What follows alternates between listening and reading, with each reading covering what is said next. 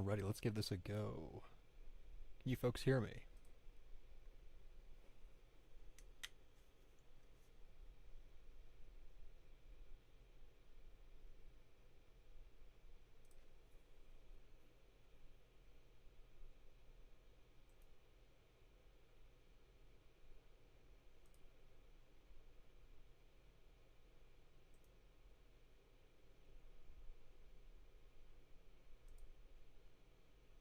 Testing, testing, 1, 2, 3. Can you guys hear me?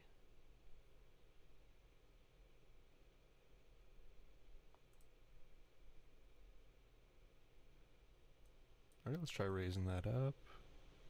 How about now? How's that?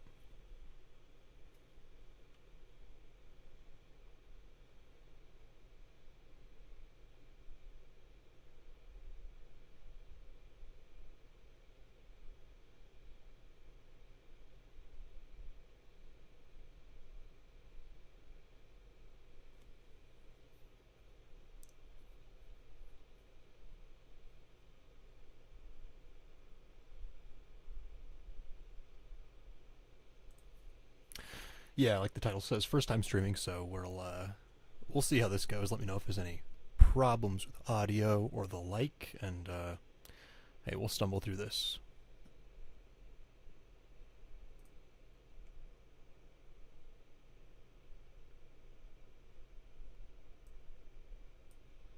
Yeah, as far as I can tell, yeah, the audio should be balanced if I'm not mistaken.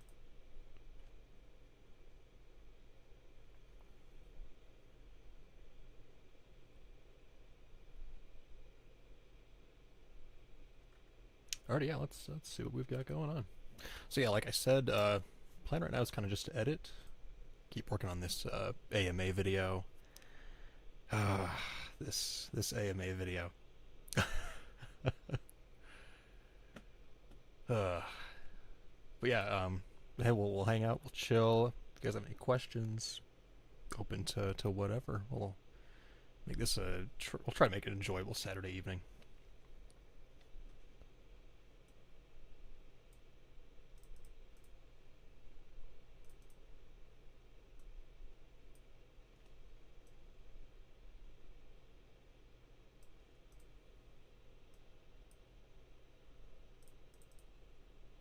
Heck, I should put some music on. That's probably a good idea.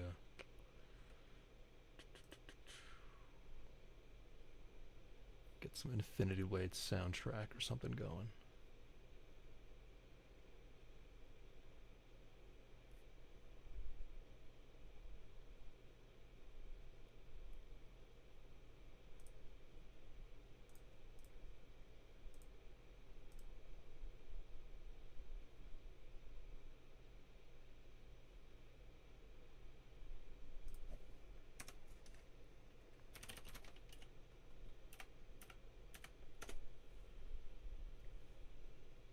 This is my first time really diving into OBS Studio and all those features, so I'm doing okay so far.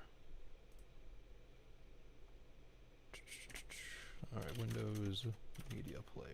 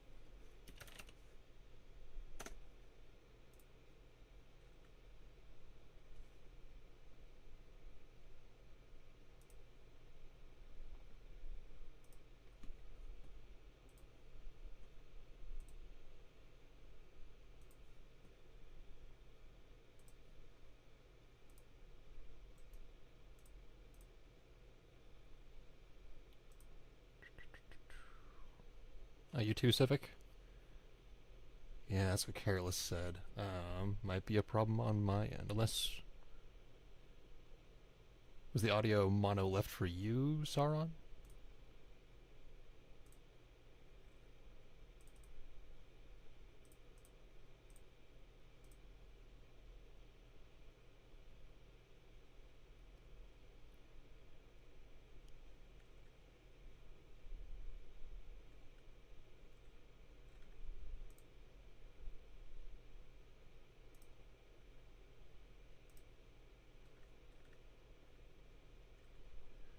How's it going, LXL?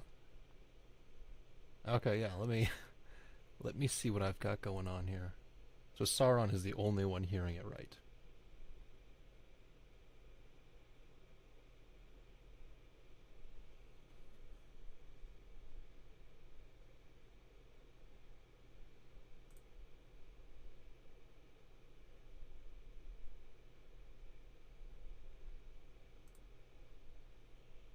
How is that sounding now?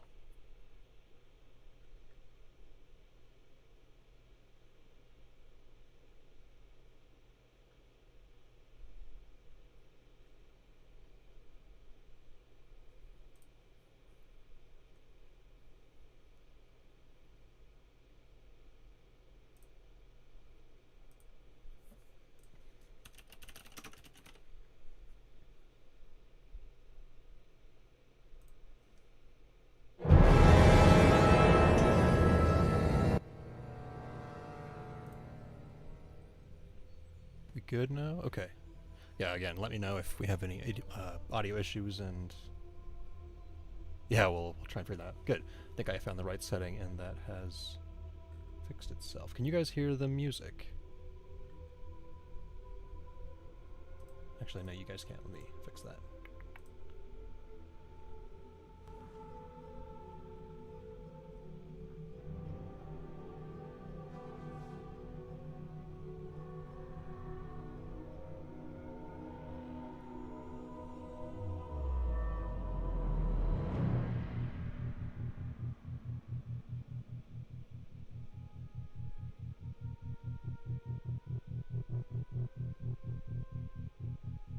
Volume's kind of low on the music, so that may pop in and out. Yeah, just playing the complete score album.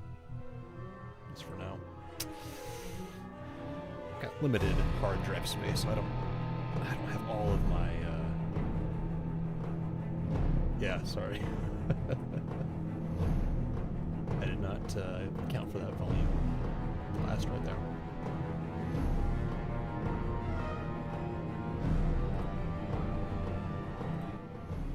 Well, if you weren't awake this fine Saturday evening, at least Saturday evening for me, you are now courtesy of Josh Aker. How's it going, everybody? Hope you're all doing well.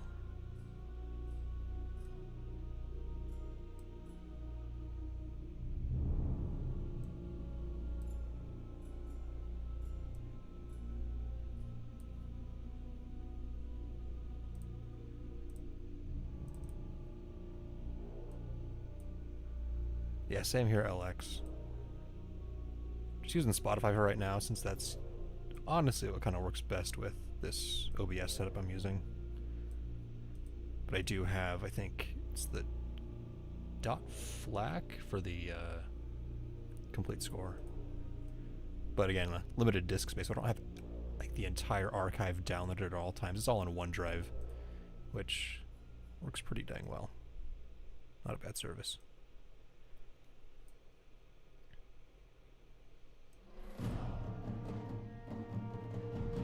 I mean, the Ancestor definitely wasn't the top of his class. I mean, bro couldn't even beat Rage Rayar. He just took the first out that he was given.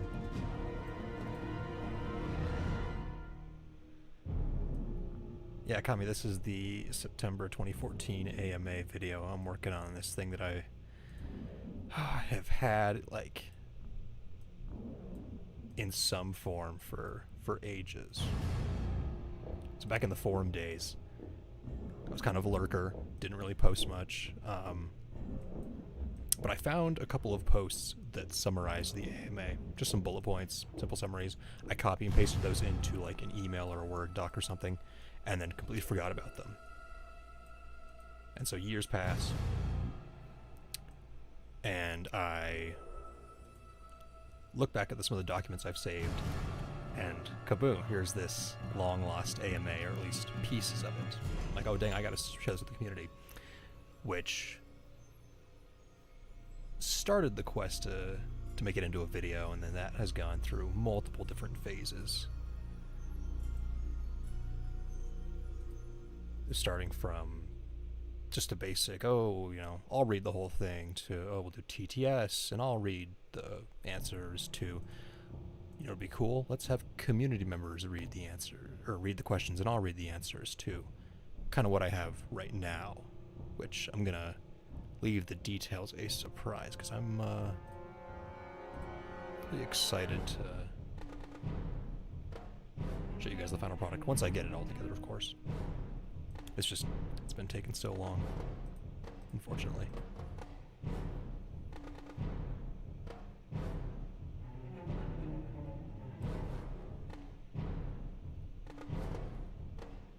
So off screen here I have the PDF version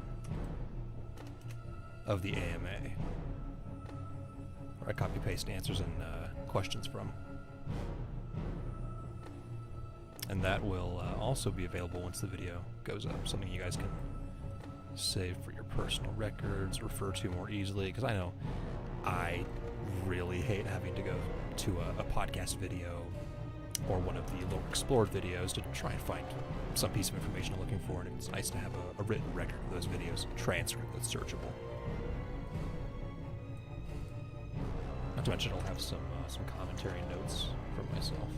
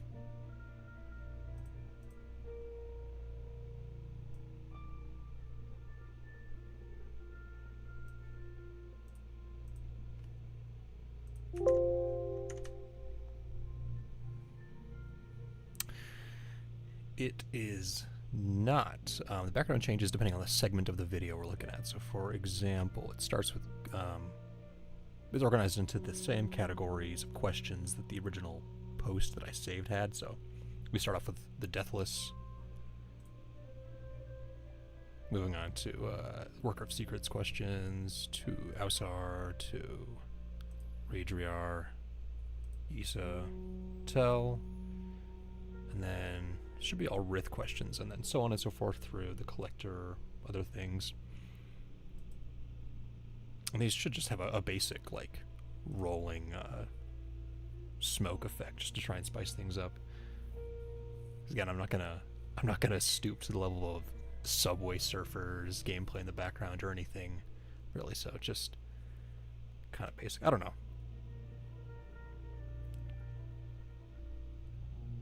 So that's kind of what that looks like.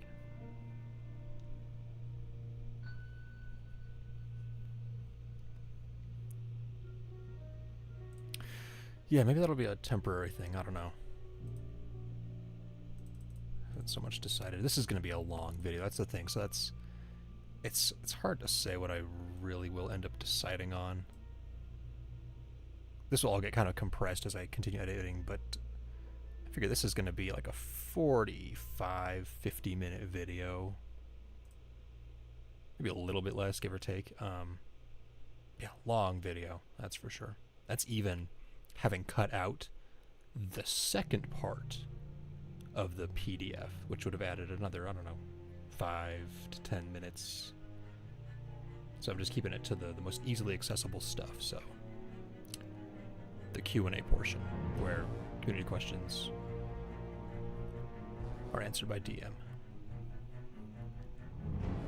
True, no, I've got you. I figure I've got your schedule taken up with that Easter egg stuff. But I appreciate the offer. I'll let you know what may come up.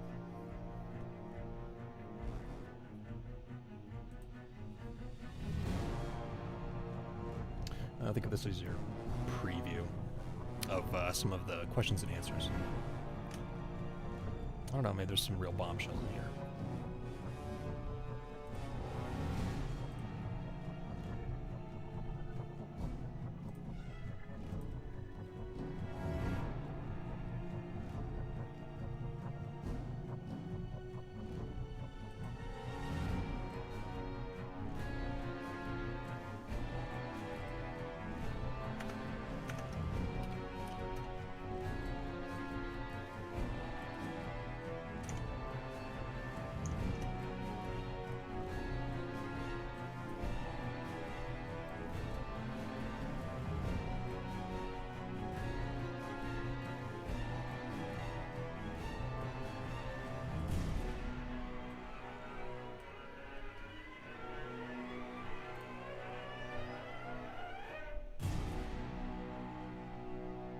This soundtrack triggers some real nostalgia for me.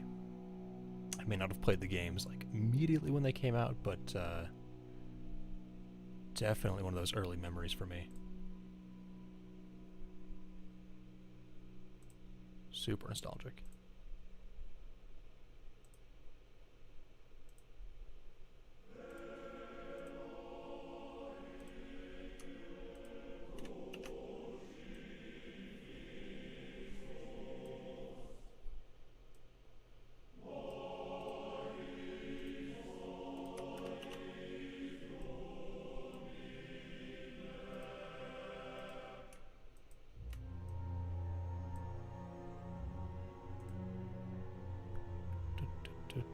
Vote lore.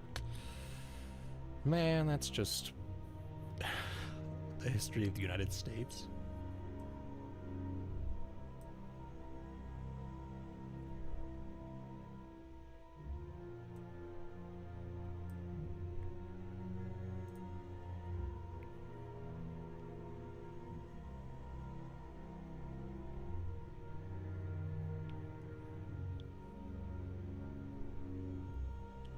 The Obama and the Oval Office render? I think I did see that one. What's up, Felfury? Felfury. Like the first time I'm gonna have to start like pronouncing Discord usernames out loud, so this will be interesting.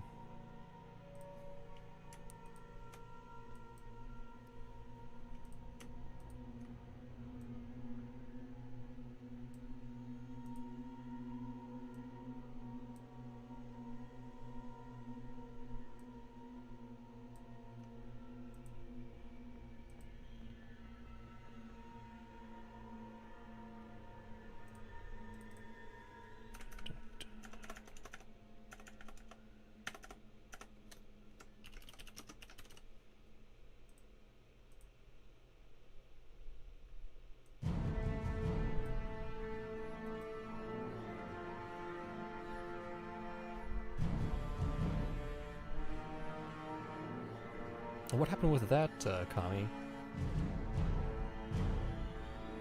Something stopping us from putting custom models into the games? I'm definitely not as familiar with all of the modding scene as I would like to be. It's definitely a really intriguing side of the community that I wish I did know more about.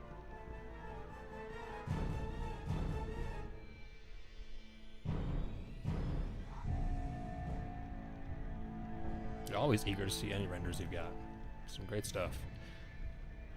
And if it's good with you, I will probably end up changing my Discord PFP to that cursed Archivist render you did.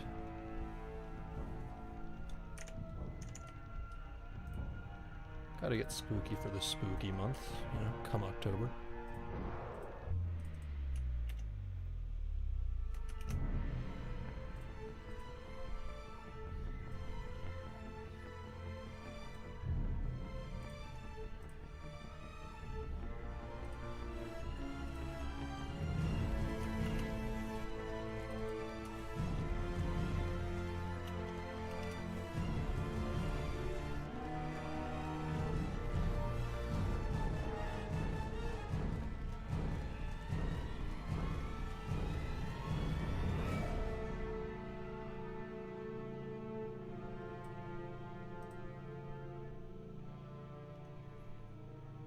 May need to replace this picture in the background. It's not great for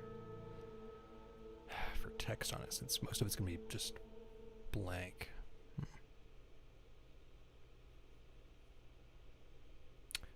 Later.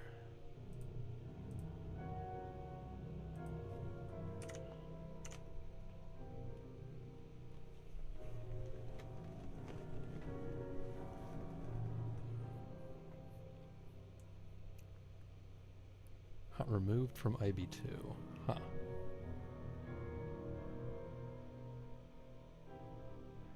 Deathless Kings thing. That's a classic. Absolute classic. I mean, I swear that's the only track from the score that ever got like a cover. Smooth McGroove, the acapella guy on YouTube, did a cover of the Deathless Kings theme. Always struck me as interesting. Yeah, it's one of those few, I guess, one of those times that some third-party mainstream thing has touched Infinity Blade. Smooth McGroove. There was when Rooster Teeth did the Eye Blade trilogy, which is just so weird looking back on it.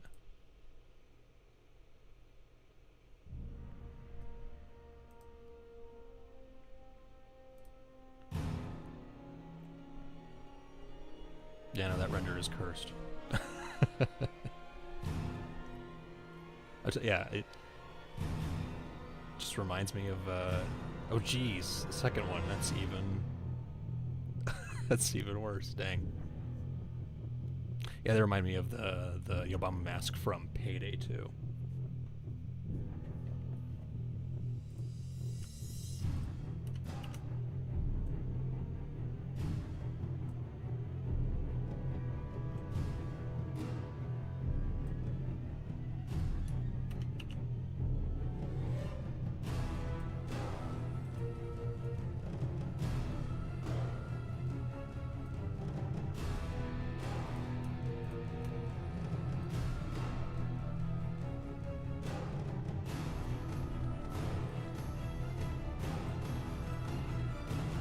If any of you out there are fans of soundtrack scores and all that kind of music, definitely check out the Soundtrack Show podcast. David W. Collins, who is a sound engineer for Skywalker Ranch, Lucasfilm, and all that, hosts it, and he does in-depth breakdowns of different scores. It's good stuff. If I knew more about music theory, I would definitely do the same kind of thing, but for Infinity Blade, but I am out of practice. Haven't played an instrument in all too long.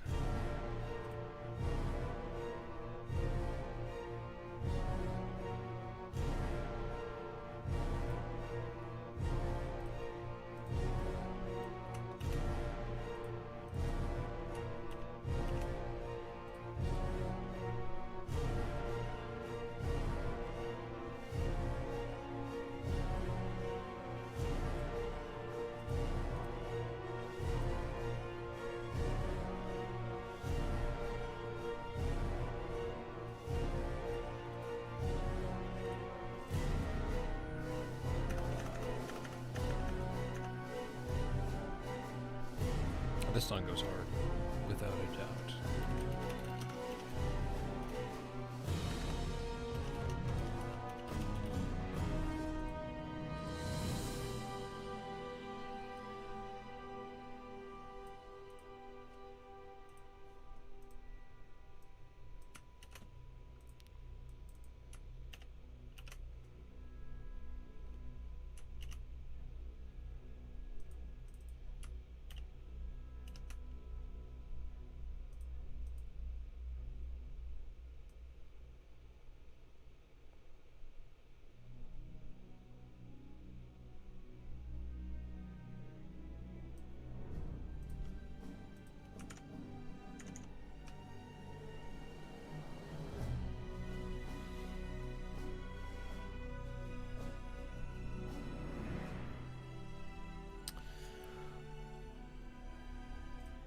I don't know, maybe we'll do a tier list for the tracks. That'd be fun. I was watching some tier list content earlier, and that got me thinking. Oh, let's do a tier list for characters and all kinds of stuff. Oh yes, the classic chair spinning counter stab. IB3 reference, yep. A chair's trademark thing.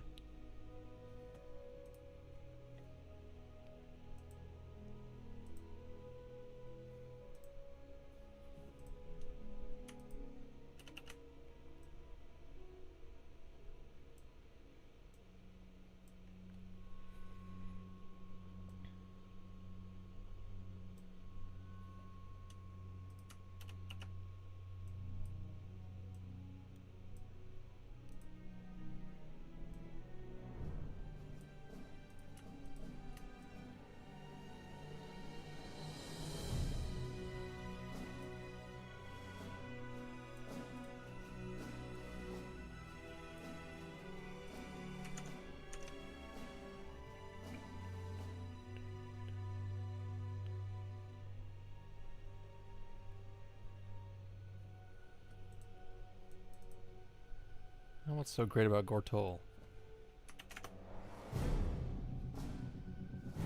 It reminds you of the Rancor being defeated in episode 6.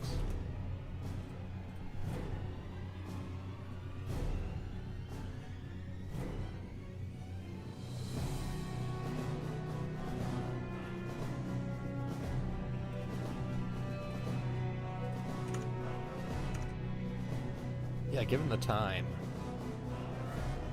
and I guess the viewership, I definitely want to do more streaming. This has been fun so far. Some more editing streams. Yeah. Reading the soundtracks. Do a tier list for characters, enemies. Yeah.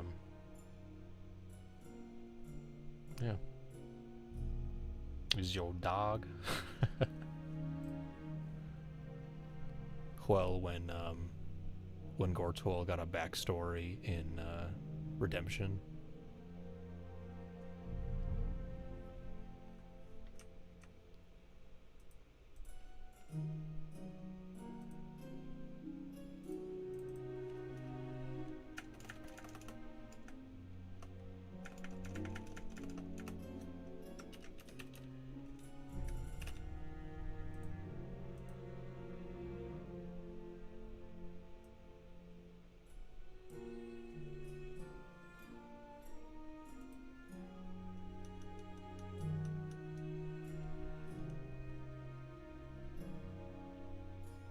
Gotcha.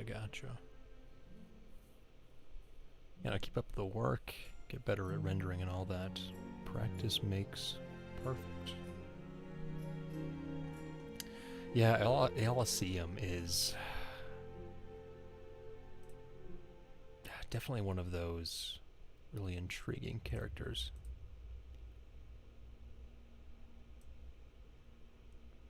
I mean, heck, even the user manual for Infinity Blade 1 doesn't say anything about him.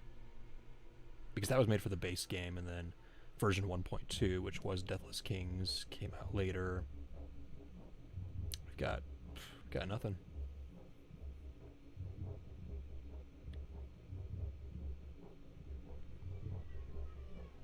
Board game, Spencer.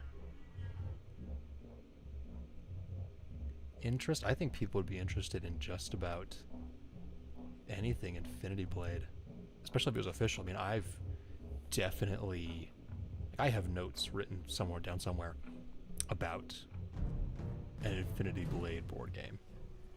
Somehow trying to take the key elements of the combat and turn that into a game of sorts. I don't know. Infinity Blade Monopoly. Oh yeah, it's gotta have its own Monopoly edition, just like everything else out there.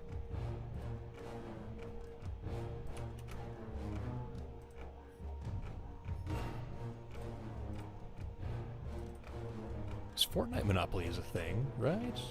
Pretty sure it is. Has like the blue crate as the box.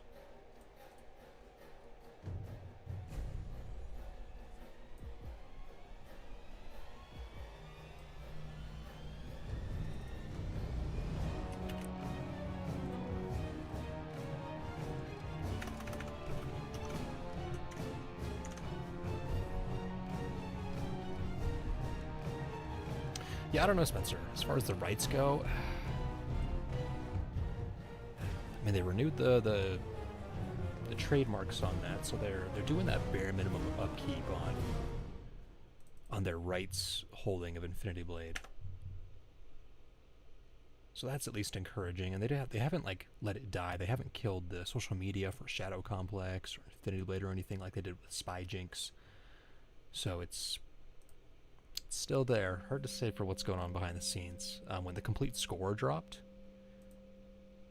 when was that? December 2021? 2022? I forget when that was. Let's see. Yeah, December 1st, 2021. That was crazy.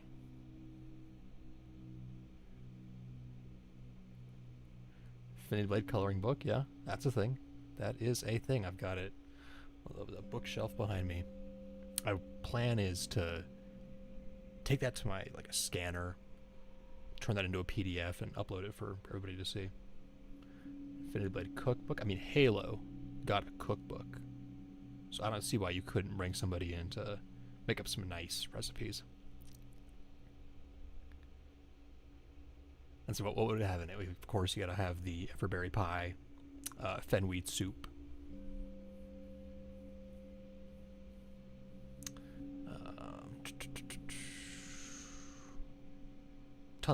there's a ton of potential, no doubt. Cookbook would be fun. I gotta write that down, actually. That would be fun. If for nothing else than like an April Fool's thing. I forget if I have next year's April Fool's planned out already.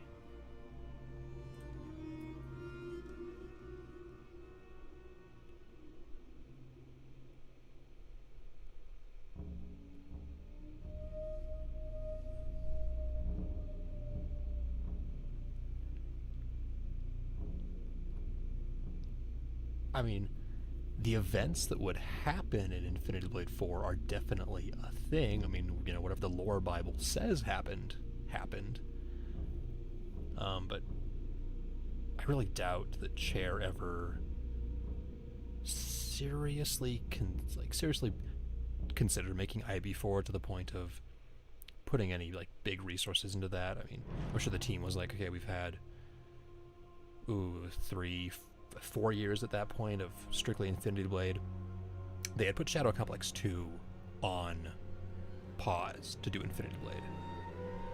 Put it on pause 3 times for those games. And they wanted to revisit that before J.J. Abrams got in touch with them, and they did started doing Spy Jinx and all the rest of that. So I'm sure they were ready to move on, but there's definitely we definitely have an idea of what would happen. We know that Cyrus and Issa want to start a city for mortals to live oppression-free, not under deathless rule. There's some business going on in the moon. Of course, Galeth is unfinished business. Yeah, he's been reborn as a child, but he will inevitably regain his memories. He hasn't been reborn enough times for those to be wiped. The only reason Cyrus can't remember everything is because he has been reborn so many times. His mental hard drive went through so many wipes that had irreversible consequences. So there's definitely a story to be told.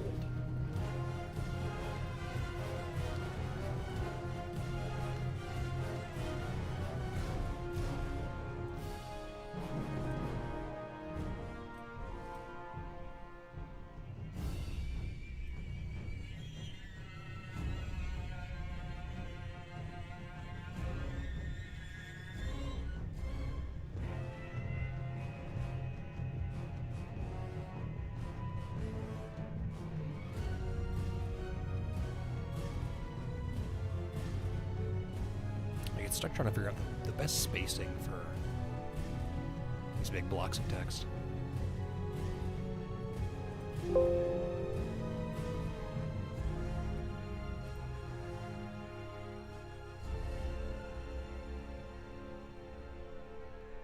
I mean, yeah, Donald Mustard gave us basically strongly implied that there's definitely business going on the moon. There's a question in here that talks about that. That's another thing that's high on my priority list is moon base breakdown. Because even though we only got the one still image of the moon base, we can actually glean quite a bit of information from it. So I've got partial script written for that. Just got to finish that up, record the B-roll, record the audio, put it all together.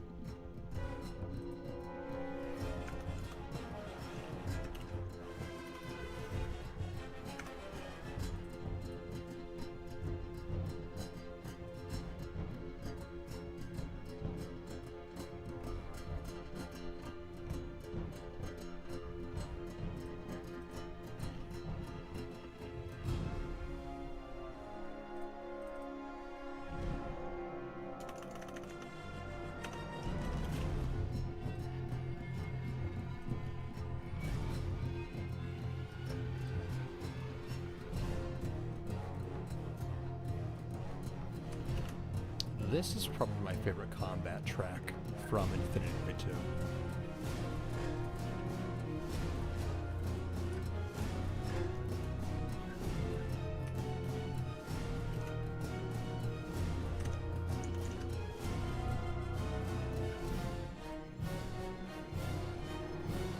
Yeah, where's our Infinity Blade plushies? That's a good question.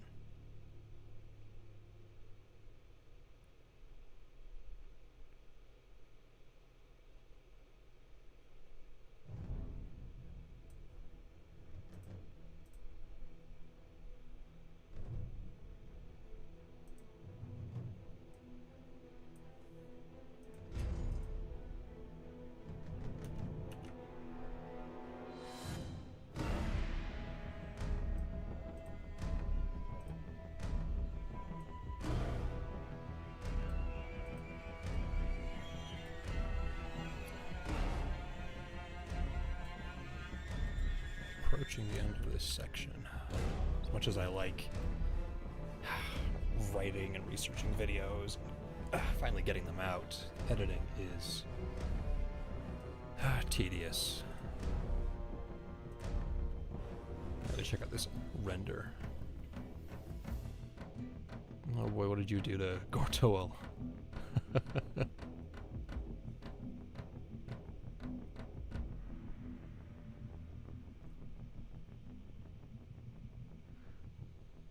I mean, yeah, maybe, Gortoel maybe in his human form, he was, teddy bear of a guy.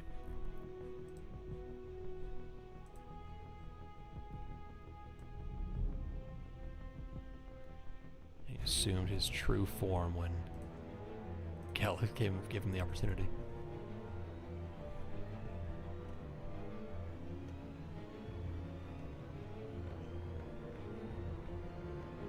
Yeah, Spencer, that's basically what Dungeons was going to be. Dungeon crawler with the more traditional touch joysticks for iPad.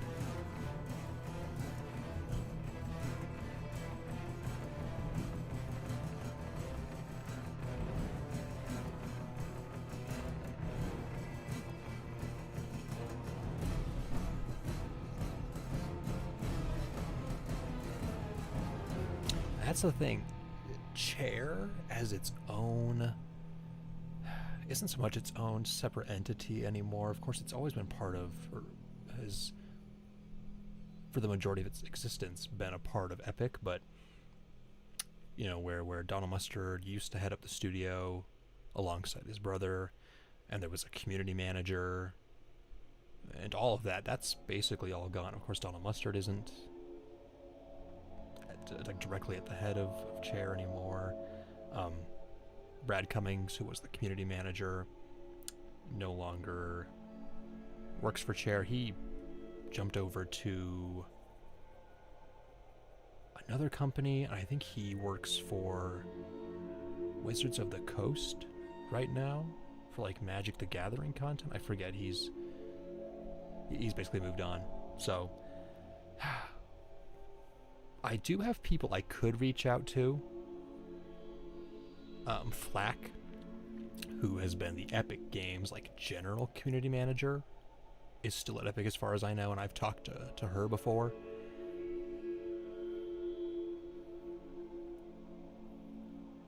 But yeah, I don't know. I could definitely reach out to just about anybody, but I just figure, chances are so low for hearing much of anything, unfortunately.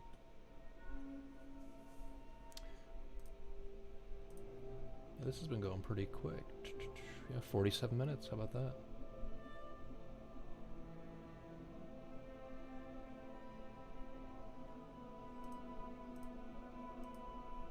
Time flies when you're having fun. YouTube is telling me that the stream's current bitrate is lower than recommended, but as far as I can tell, we haven't dropped too many frames. 0.1%. Not too bad. 24 FPS. Let me know if there's any, of course, audio issues, but anything with video or anything. Work in progress, of course. I put together this stream background really quickly, along with that starting soon screen you saw right there. I've got one for I'll be right back, as well as the end of the stream. Just threw those together 5 minutes to get this going.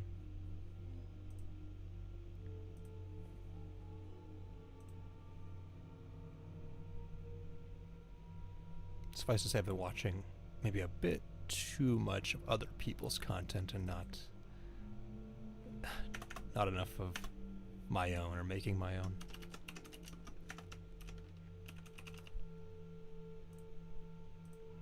But hey, that's given me a good idea of how to make my videos better and whatnot.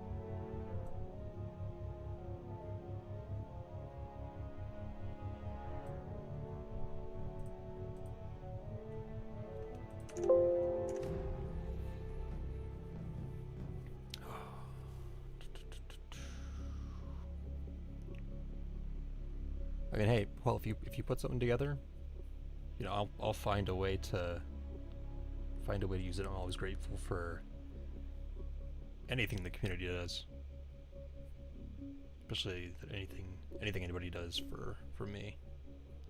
It's much appreciated. The fan art and all of that. It's great to see what the community makes and puts out there. A lot of great stuff. That's why when I can, I do like commissioning artwork and whatnot, supporting the community, those artists.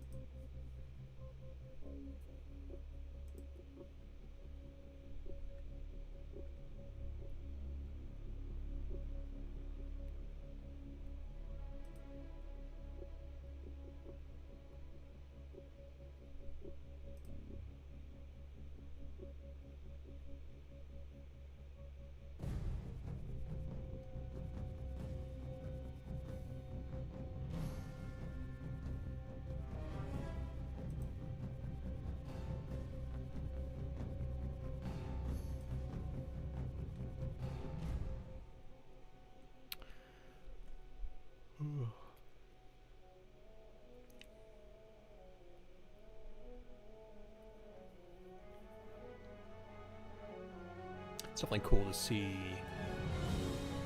that it's, I guess, become pretty easy to put game models into Blender and use them. So maybe, like I was saying in the Discord, maybe I'll become a VTuber.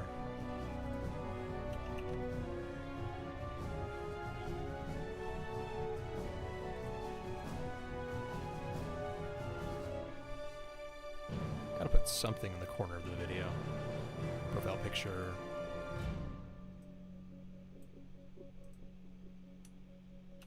I don't know.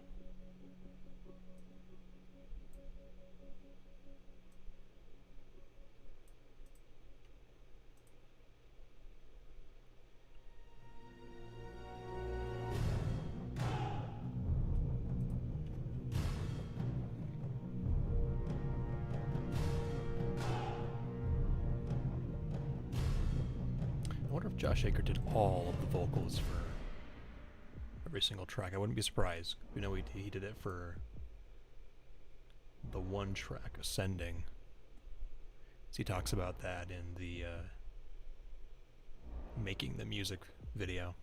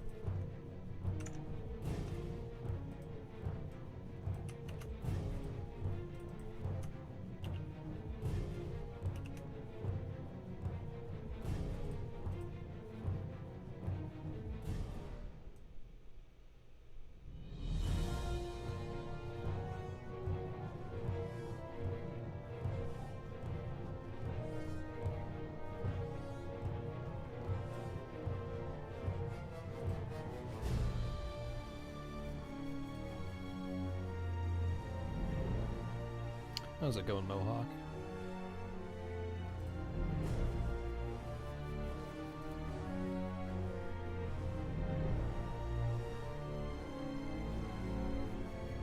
Anybody who's just joining, hope you're having a nice evening.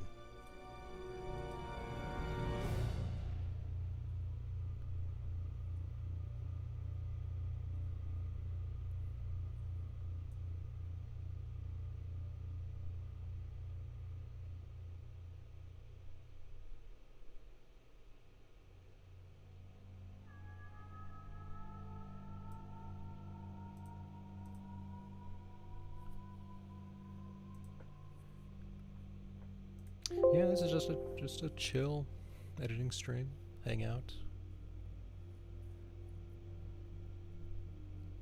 Not gonna drill you guys about any lore questions just yet.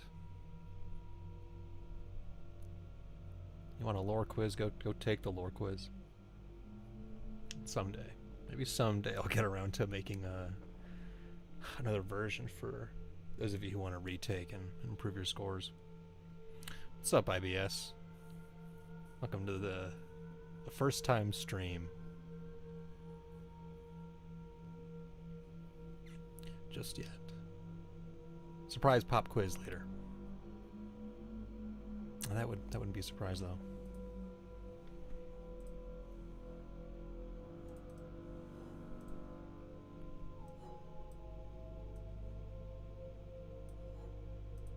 Now we get to Huel's favorite section.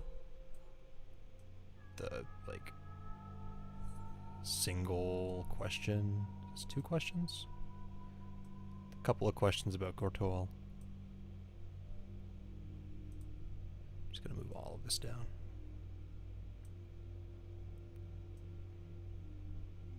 And for the time being, I'm gonna keep using VSDC since that's what I know and that's what I've put quite a bit of effort into. I've got some unfinished content,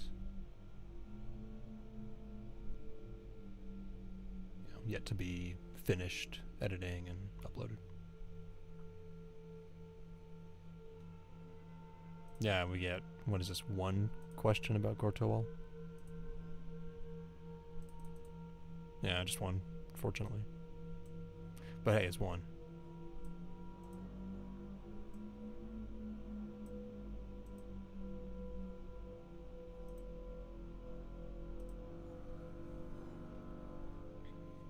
And there he is, Mr. Rancor.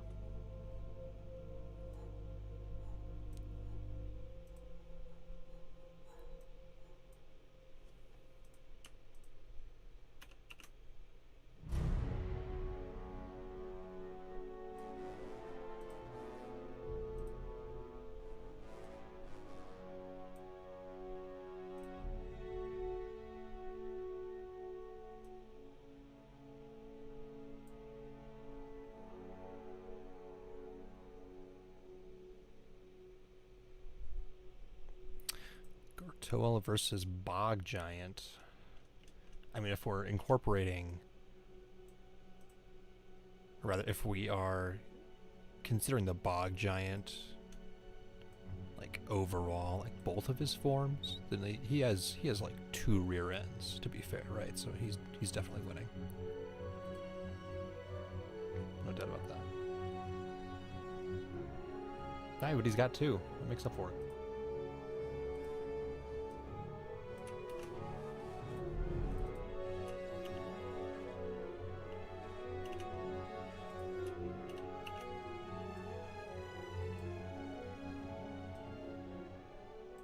To be fair, this is a pretty significant question about Gortoal.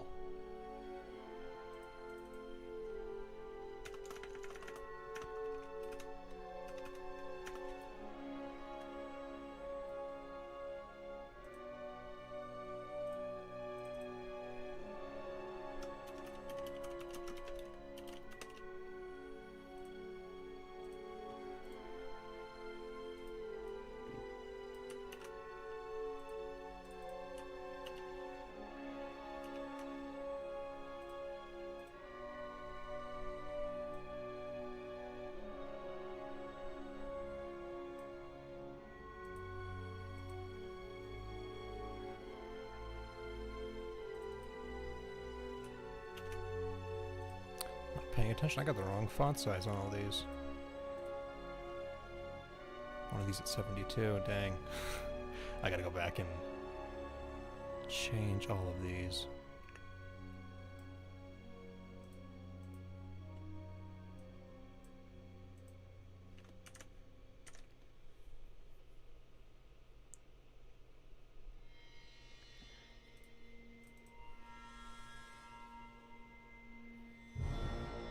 Yeah, we'll do more memes at some point.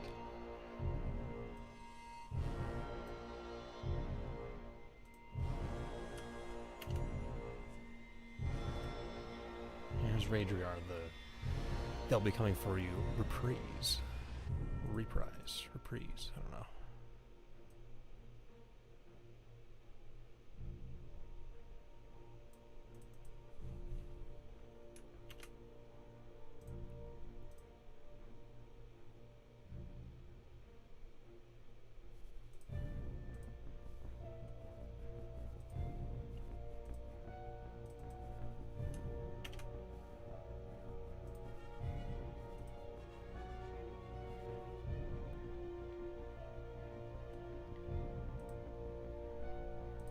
Yeah, Raidriar and They'll Be Coming For You. True classics.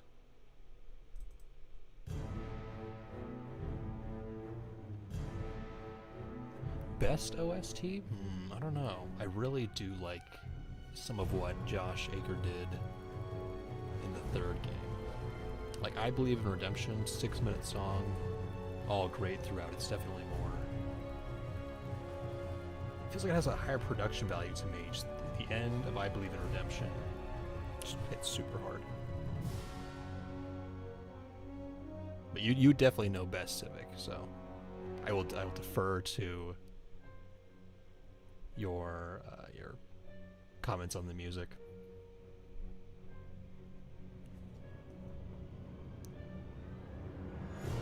Once again, I played a couple instruments in the past, but it's been a while.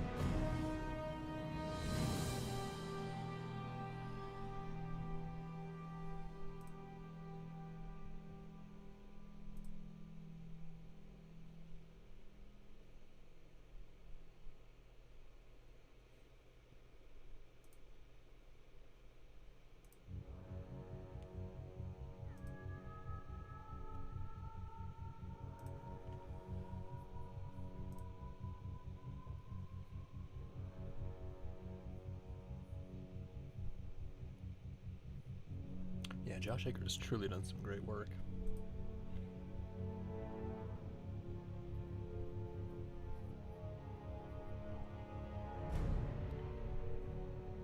Fair comment, Civic. I hear you. I feel like that was a natural evolution for the game, and by extension the score, that as you take the story farther and you peel back more layers of the world and you inevitably see more of the sci-fi side of things, that the score is kind of gonna evolve in that way.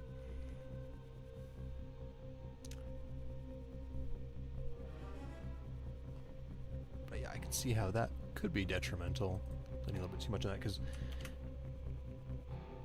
at least from what I understand and think, Josh Aker has a great way with percussion. His one article he did that I did a reading of on the channel is all about percussion and I guess making good drum lines.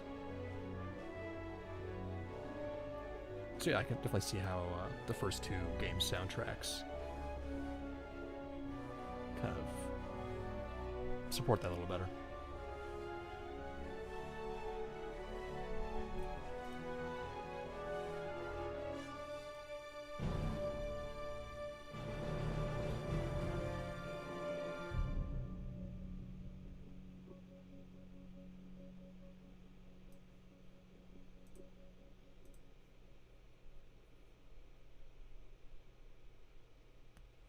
On that note, Civic,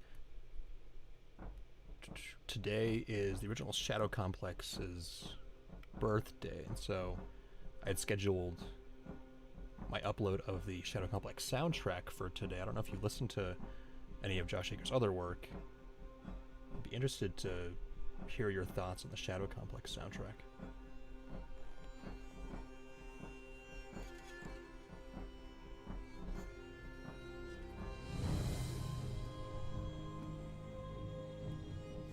Gotcha, Civic. I do seem to recall, I think it was player or QA playtester feedback for IB3, where certain players were saying, or at least one player was saying, that the soundtrack was like too intense, borderline distracting. That was a certain piece of feedback they got on the game.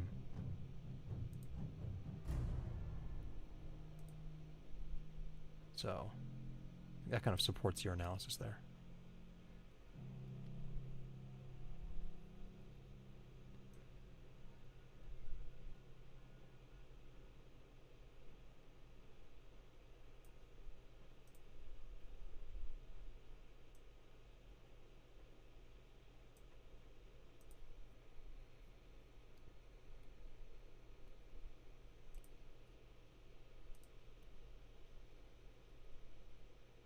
Welcome back, Quell. Yeah, percussion, that beat, all great stuff.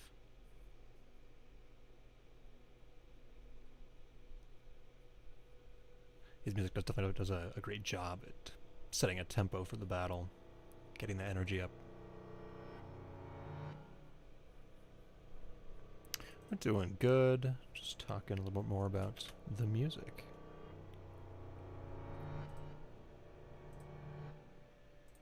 I don't know, depending on how much longer we have this go, maybe we'll check out the Shadow Complex soundtrack a little bit. They do have some favorites in there.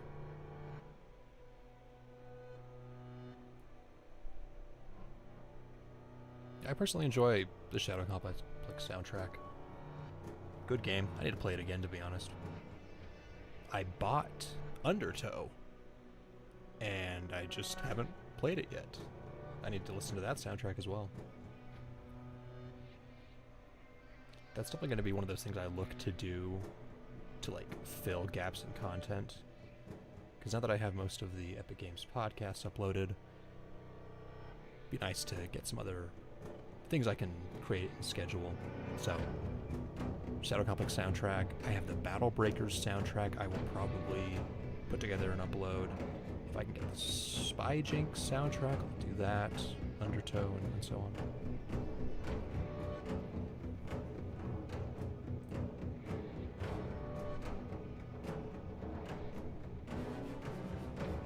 Yeah, Cyrus vs. Oustar. This is the only new track on this album. But you know, it's great to see that these previously unreleased tracks weren't entirely forgotten. And the reverse piano is a nice technique, for sure.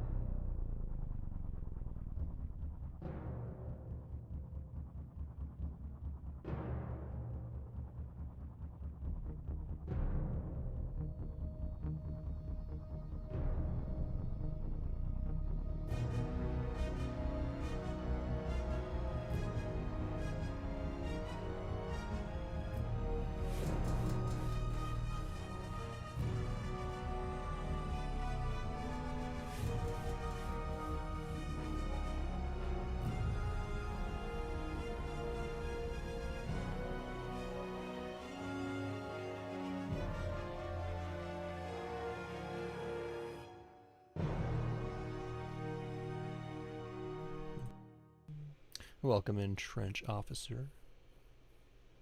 Man's playing Skyrim. You got any mods installed in there?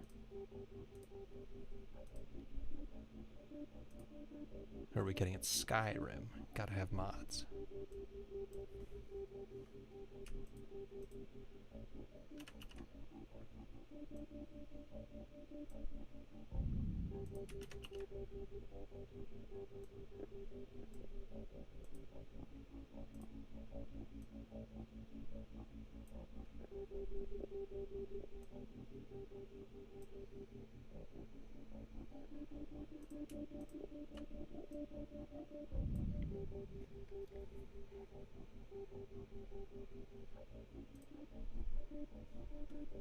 Shout out to Lilindra indeed.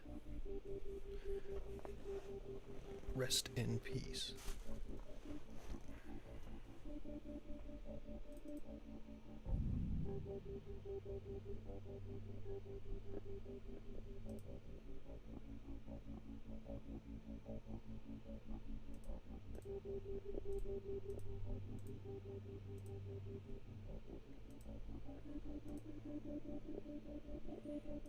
Next time we'll do tier list for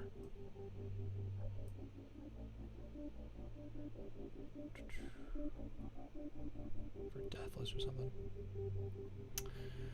Favorite entry in the series? Good question. Like I said earlier, I didn't get on board as the games came out. By the time I, hopped in, I think Infinity Blade 3 had just come out. So I didn't have very much time to play and sit with the first two games. I kind of played through those, moved on. So the first game's nostalgic. The second one, just super memorable, noteworthy in how much it added and improved upon the first game. And then the third one I definitely probably spent the most time with. I don't know that makes it my favorite, but I don't know. Difficult question. I'm inclined to say the second one, but I don't know. I do not know.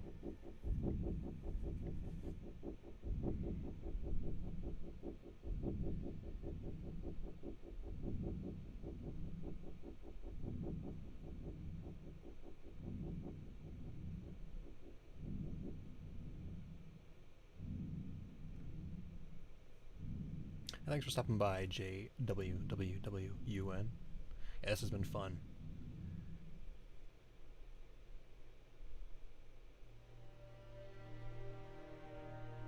Historically accurate medieval Russian 15th century RPG. Now that's something. Yeah, Civic. So, some player choice in there would have been fun, I guess, a la the Iron Hunter. It's not fun for the lower side of things, but all the same, McDonald's all the way. What are you talking about, Trench Officer? Infinity Blade is absolutely historically accurate. Kiev and Rus were among the first to unlock the secrets of the QIP.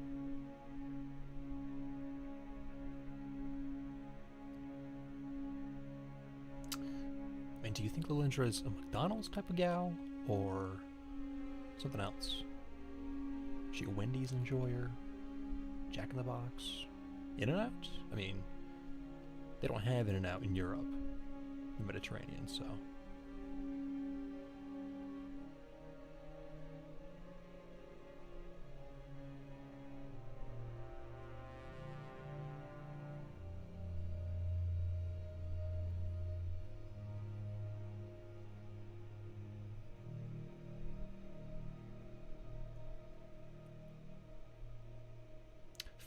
Fair, Civic.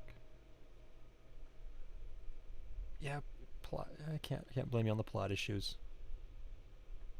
I can definitely point them out in my mind, but as someone who has to embrace all the lore and reconcile any plot holes, it doesn't bother me too much. I just kind of used to it. Gotta be.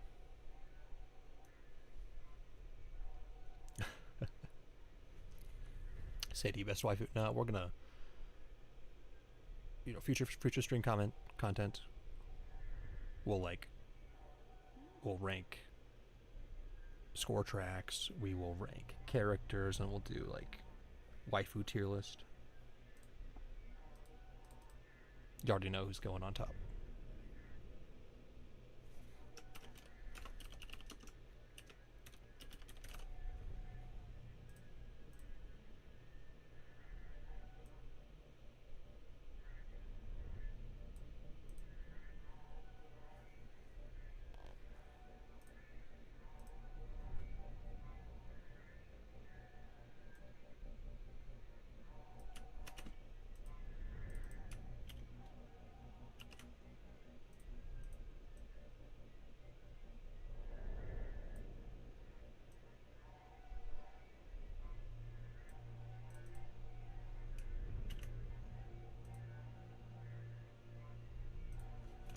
Shout out to Darth for having to read this very long question. Jeez.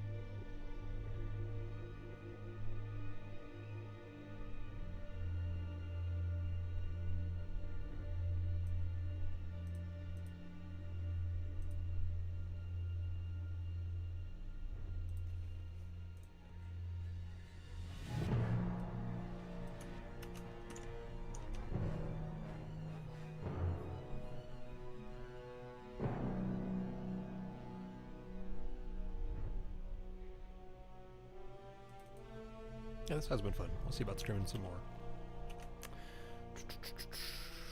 My knowledge of For Honor is very limited, but now that you mention it, Peacekeeper low-key does seem a little Issa-esque. Yeah, waifu tier list. Heard it here first, folks.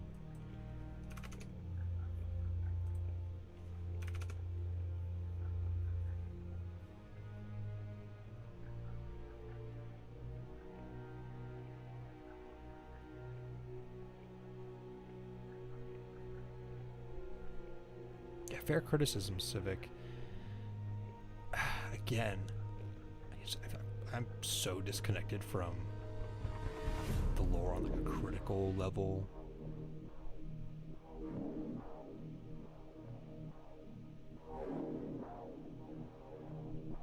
Yeah.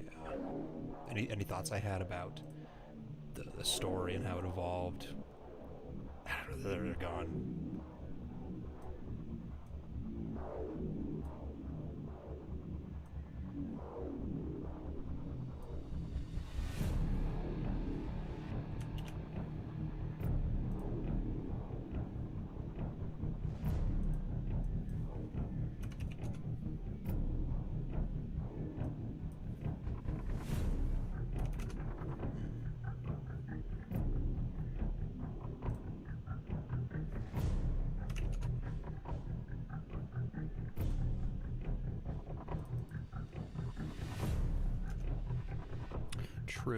True. Wouldn't be the first time Issa has been compared to other characters. There's fan art out there of Issa alongside other characters. One from Dark Souls, one from Mass Effect, I think.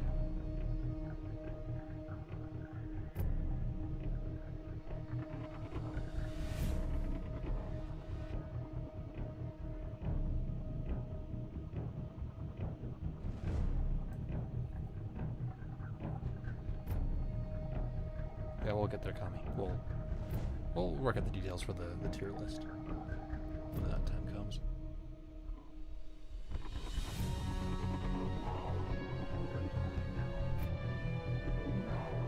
I think overall I'm fine with the shells of the Pantheon members as we get them in the bosses. It's just a shame they aren't a little more fleshed out. They got cool names, cool roles, but there's just not much to say about them, unfortunately.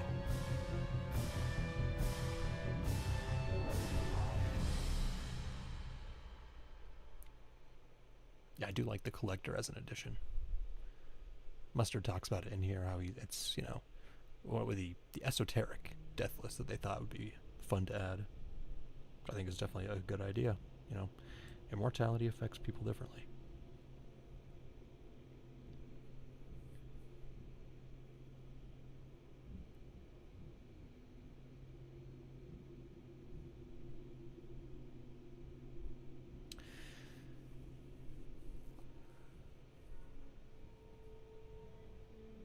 Who's he?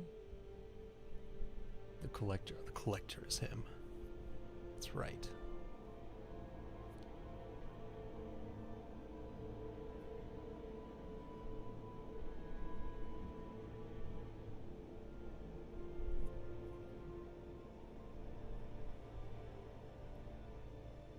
He's had a great start as a character.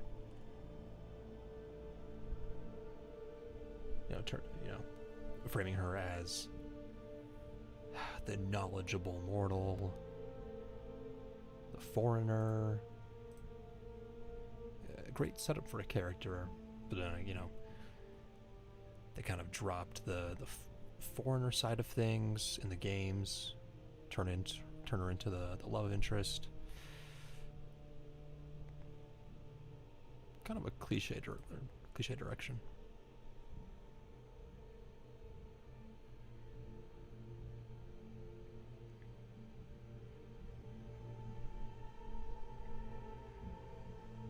I'm down to see anybody school Rith. I do think he's a little overrated. I've made memes about that before. Welcome in, Quinn. Owstar's weird corpse. Yeah, Sergeant Pinkleton. Yeah, Sergeant Pinkleton is an interesting one. We don't really know anything about him officially. There are theories that he is a soulless bud of Owstar's, but we don't know, to be honest. Just another one of those little mysterious elements of IB2 that makes it stick out in my mind.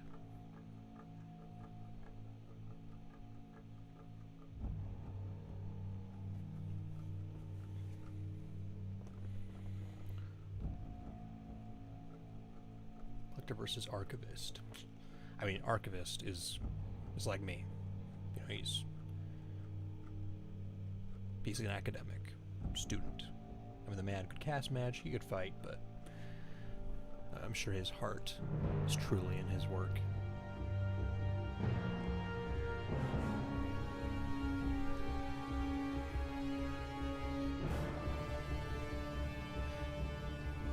Gotcha, okay. I hear you, Civic. You were kind of expecting Galv to be lower on the power scale. Maybe not that way, but like not as with not as much of a god complex, right? Or the wanderer, this mysterious hermit kind of guy. Kind of see what you're getting at.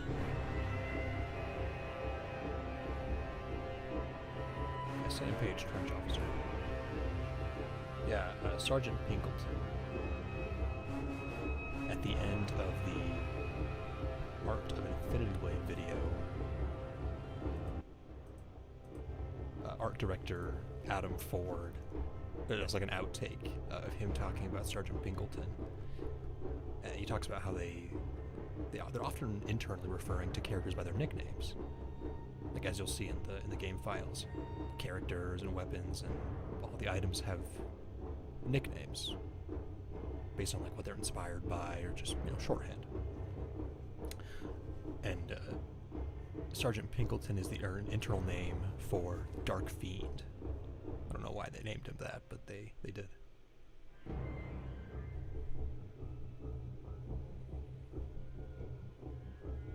Yeah, we don't talk about that earlier stage of the wiki. There's some weird stuff on there. Or there was. I think it's largely been cleaned up.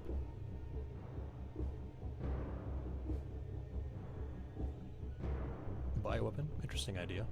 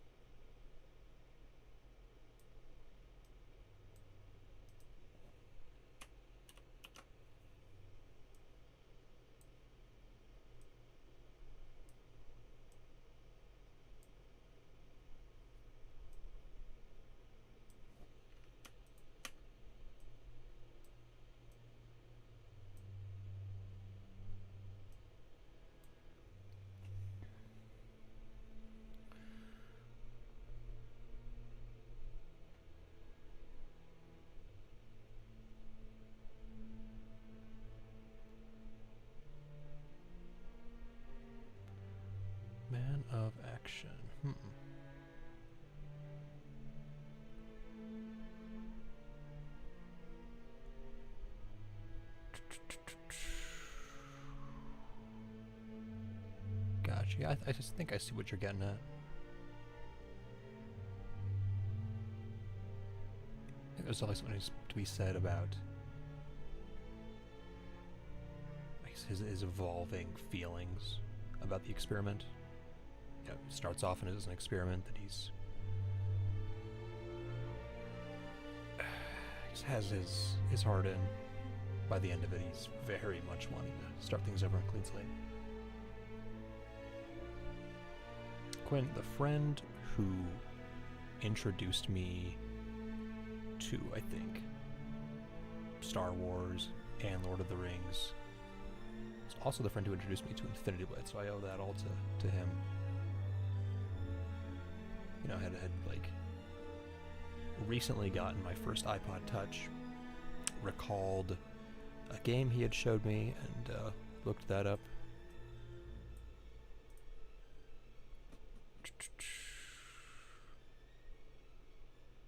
Yeah, I know I got the first 2 games for free, actually, through like App of the Week or IGN promotion back when they did that.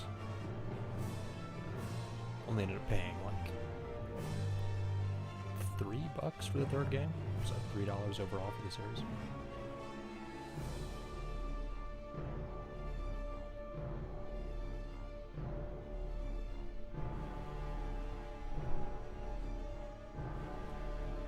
Yeah, Civic, I definitely wonder about how much change was made to the story as the series progressed.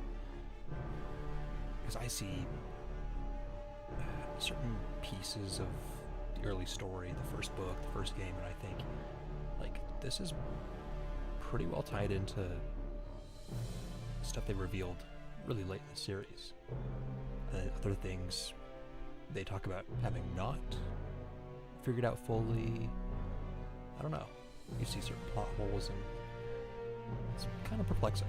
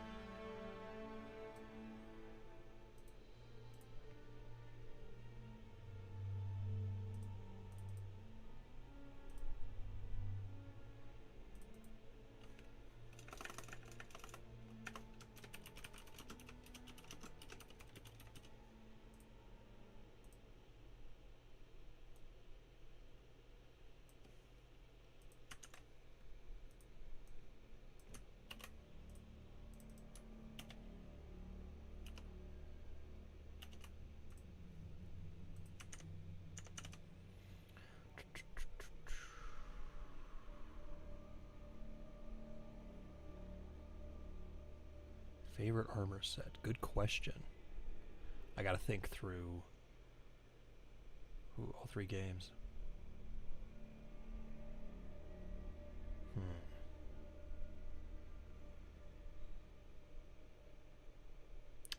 I mean,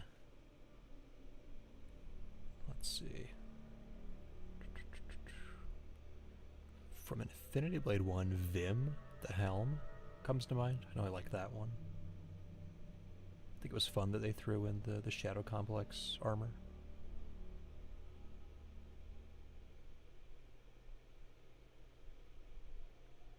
Of course, there's classics like the Serratic set, Armor of Kings, the Hibben set.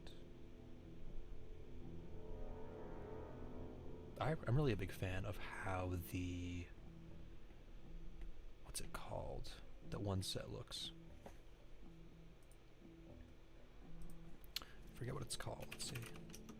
Just gotta look it up now. Or else that's gonna bug me.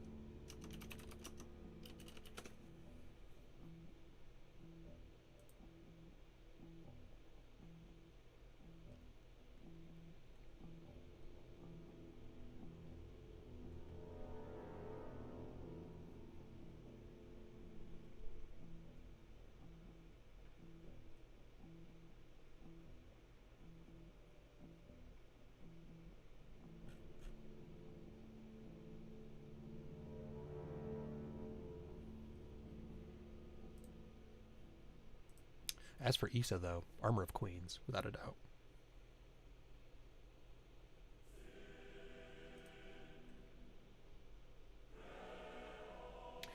I've always been a big fan of the Hunter Mail from 2 and 3.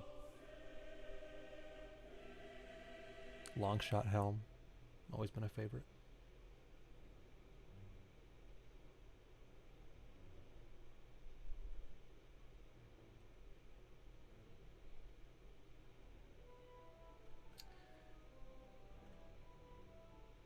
The Still Plate, that's the one I was thinking of. I'm a fan of how that looks.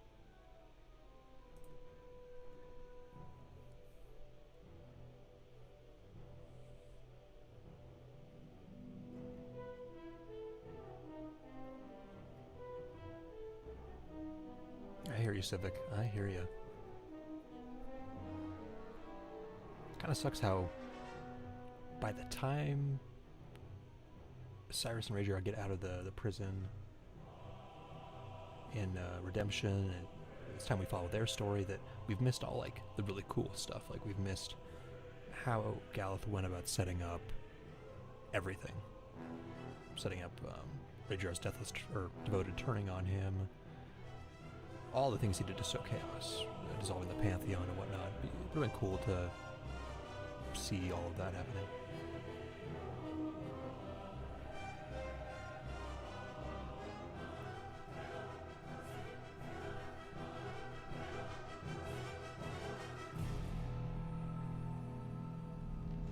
Hey, we'll see you, Civic. Thanks for stopping by.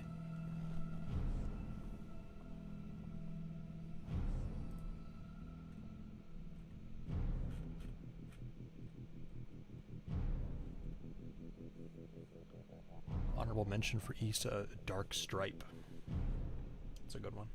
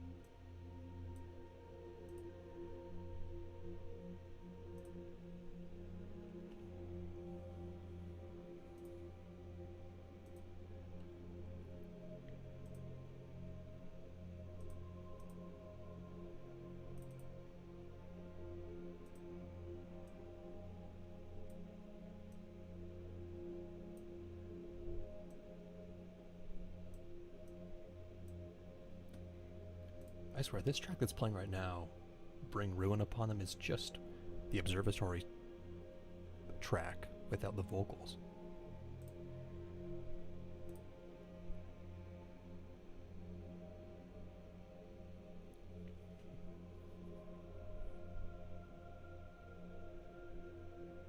Samus set, always a good one. The Aegis set for Cyrus as well.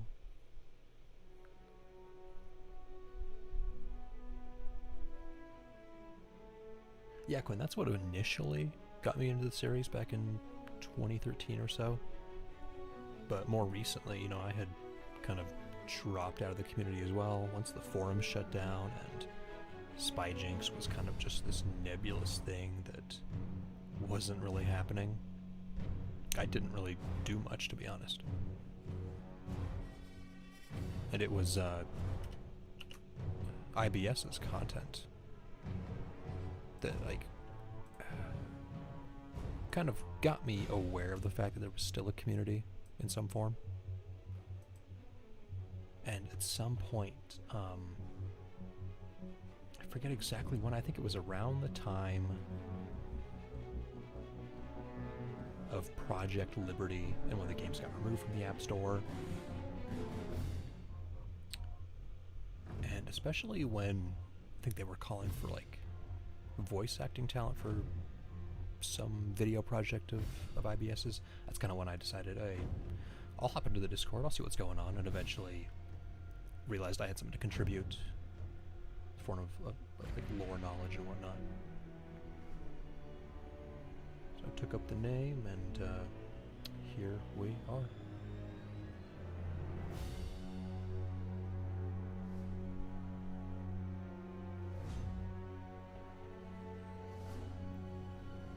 Yeah, it sucked to see that the games have aged poorly as far as optimizations go. I know that was an issue that was even an issue back in the day. Like, the AMA has a question about updating IB1 to then current specs, and they weren't doing it for that even back then. But yeah, tons of credit to the modders. Shout out to them and all the amazing work they are doing. It's one thing to have had the community create a place with resources and help to get people to silo the games, but for us to have such technically savvy people that can go in, understand the code, mod it, and mod it to an extent that makes the game not just like memey, but like improves upon certain things. It's really great. Really stellar part of the community.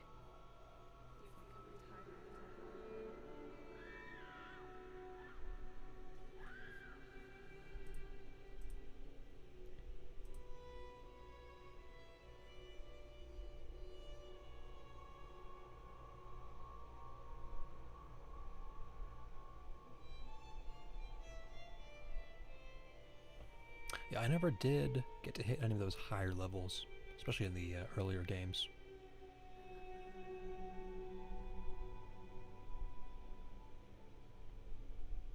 It's supposed to stay hidden. Ausar's ASMR.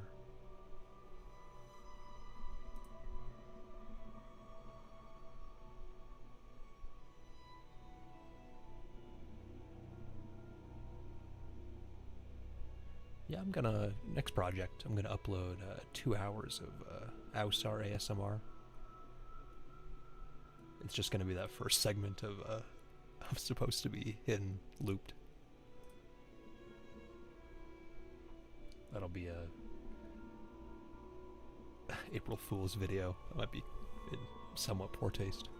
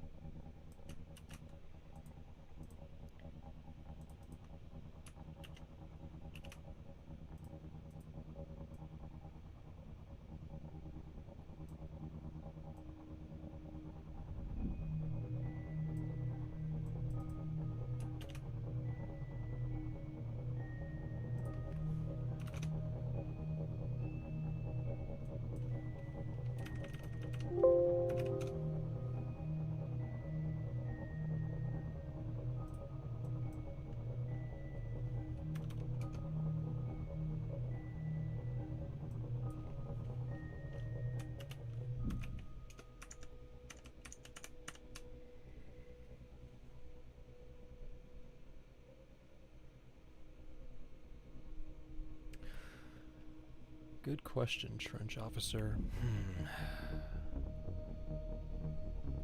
Good question. The AMA talks about how Amsar's rivalry with Radriar spawned from, among, I think, other things, rivalry over a woman. Now, whether or not that's the same woman that we see Ausar with in the statue, unknown. But, like, with that information, you can kind of speculate about what happened. I mean, the audio in Supposed to Stay Hidden kind of implies that Amstar was getting a little bit too out of control, and maybe her calling him out on that made him upset. Yeah, maybe he did it to spite Radriar. You know, if I can't have this girl, you can't either. At least as of the time of the AMA, a not insignificant portion of lore surrounding Radriar and Ausar's history was still undeveloped. So, hard to say for sure. Of course, on the community side, what I can say, but heck, hard to say what Donald Mustard knew at the time.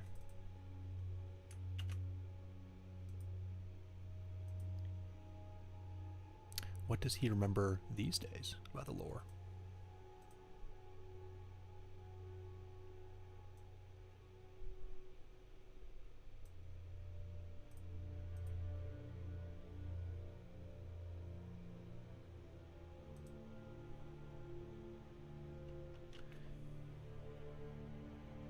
Yeah, Kami, and that's what makes like power leveling Infinity Blade characters and versus videos fall a little flat for me, because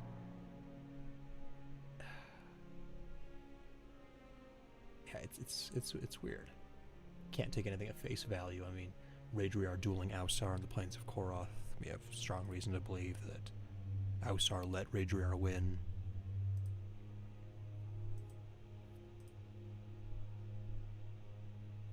I'm just not huge on versus content either.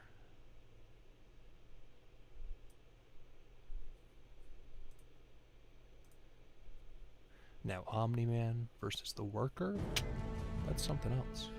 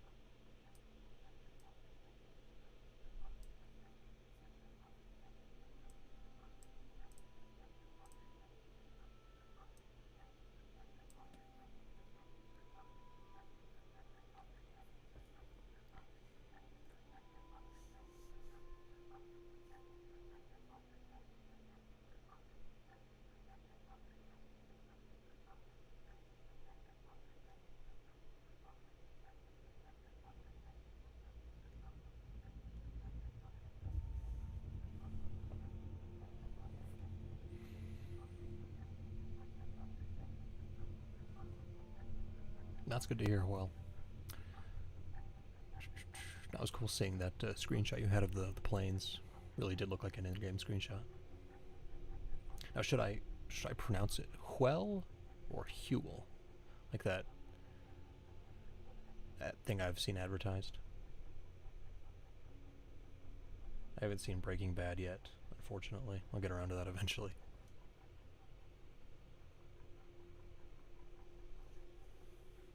True, Kami.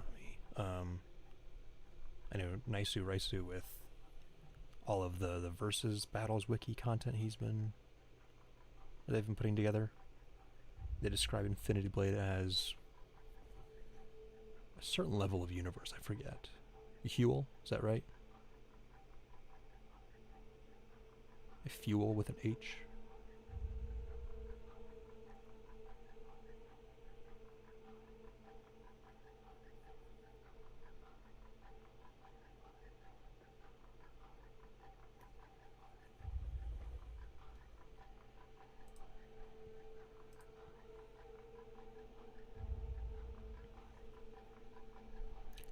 Good to know. Good to know.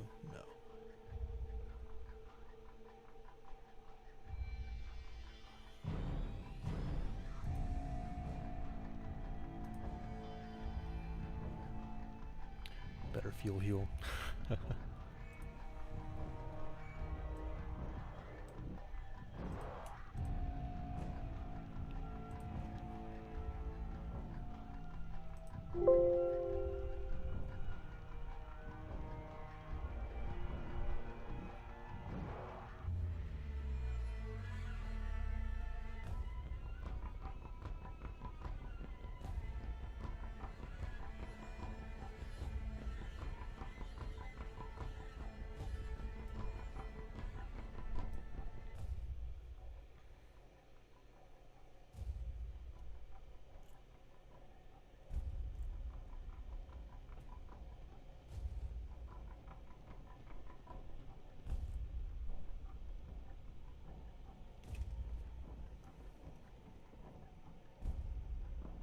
Okay, I see what you did to the tutorial Huel.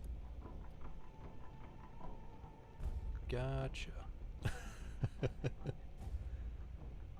be fun to, I guess, to make like a super memey, shitposty mod where all the captions and everything are kind of comical.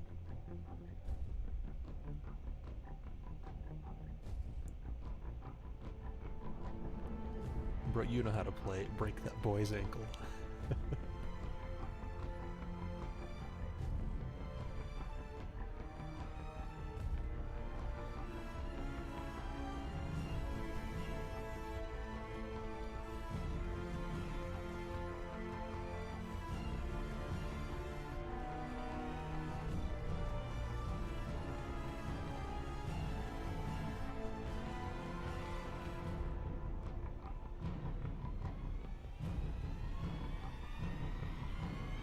True, Galth has certain things in his back pocket that would help him fare decently well against other characters.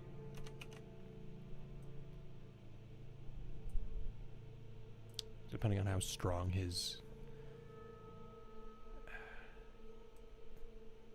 predictive abilities are. That could give him an edge. And short of, destroying the planet and all of his Phoenix chambers, it's not really a way to defeat him.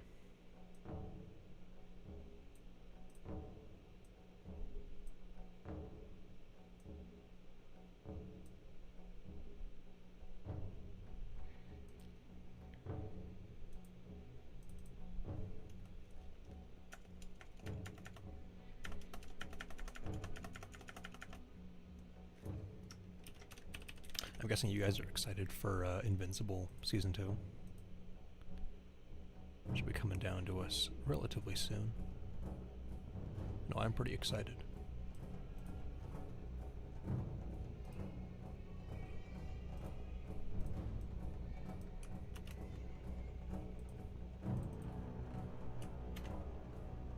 I've heard good things about this My Adventures with Superman show, and that's intriguing. I thought about checking that out.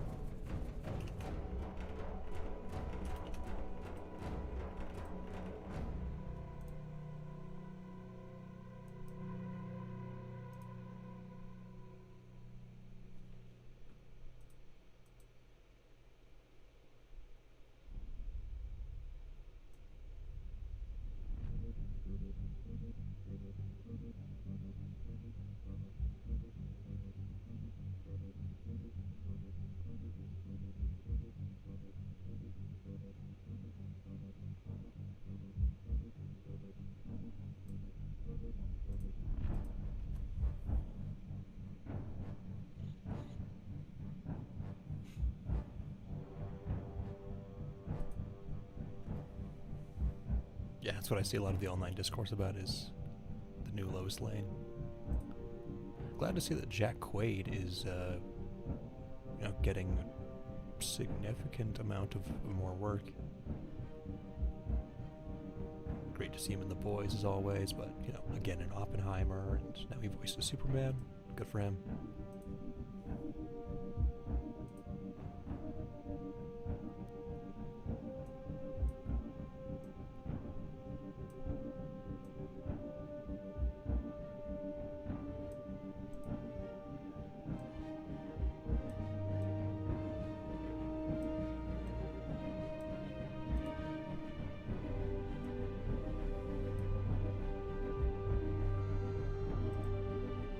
Oh yeah, can't mistake this world is broken.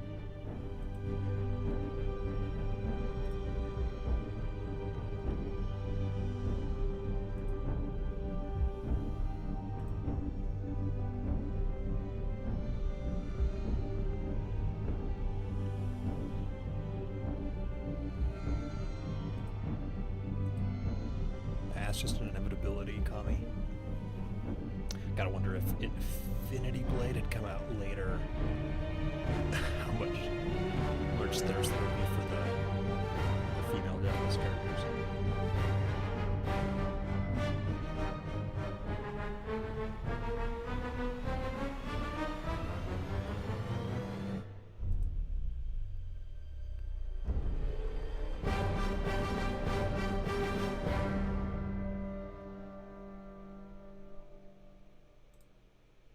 It was cool doing some research into Ben Hibben, the art director on Origins there, and all the work he's done since.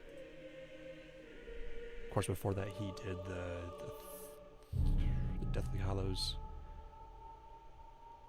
animated story sequence for Harry Potter and the Deathly Hallows movie. He did the opening sequence for Star Trek Prodigy.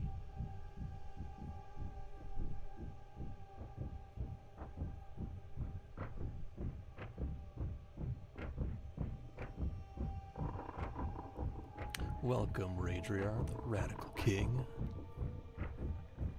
If you mean the stream, just first time stream, figured it'd be fun to continue editing. That was the plan for tonight, but invite some folks along to talk, chill, hang out. So that's kind of what we're doing, just listening to the complete score. We are approaching the end on that final track. Definitely one of my favorites, without a doubt.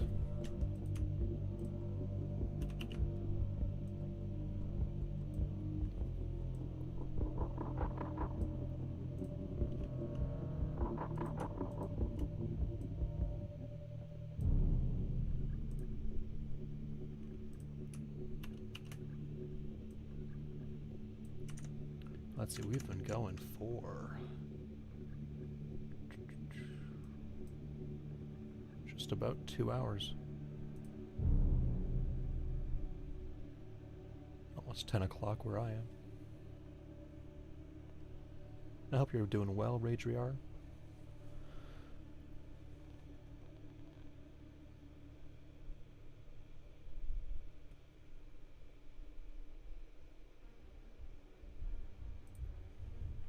Yeah, I hear you. I hear you.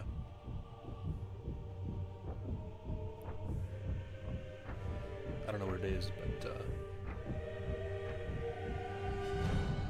I'm big on like the vibes of certain games, like the vibe that a certain map or whatever it be inspires in me. And so Infinity Blade, with the really nice vistas it has, I'll see it like a really nice sunset with certain lighting, and I think, it's giving Infinity Blade, it's giving Larry Arthur or whatever. So I'm constantly bombarded by nostalgia.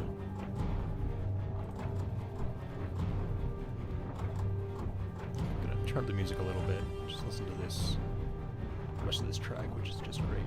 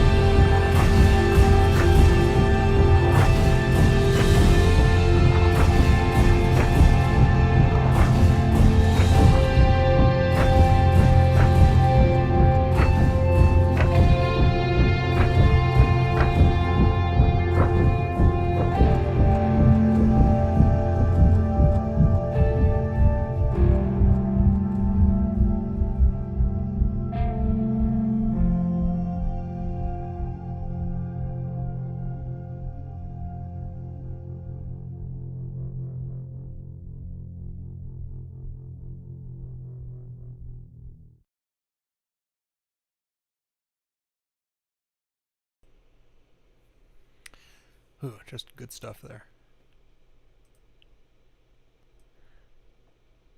The artistic prowess of Josh Aker.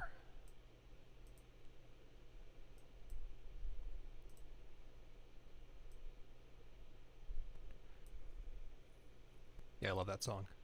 Especially that back half, but the whole thing, just great.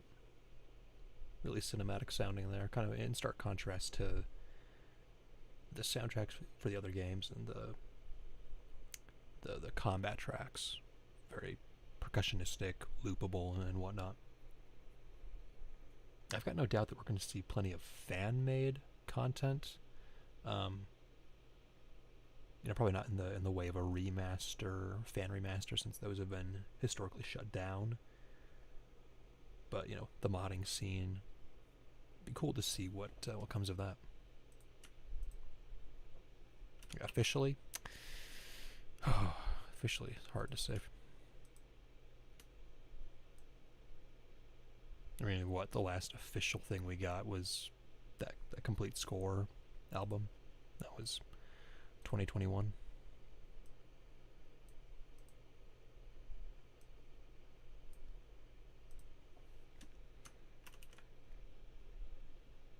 I'll be honest, they know we're still here, like, in some way. Like, the social media accounts are still up. They've renewed the trademark.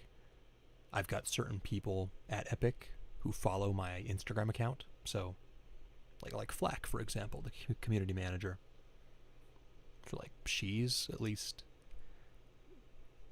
somewhat aware of my and the community's existence. I've talked to at least a couple of devs and whatnot.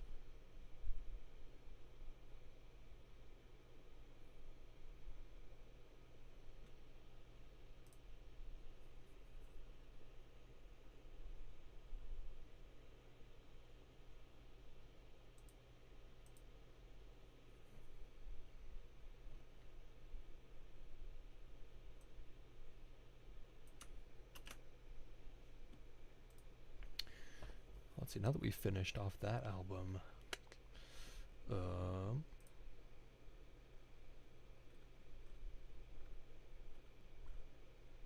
Civic isn't here, unfortunately.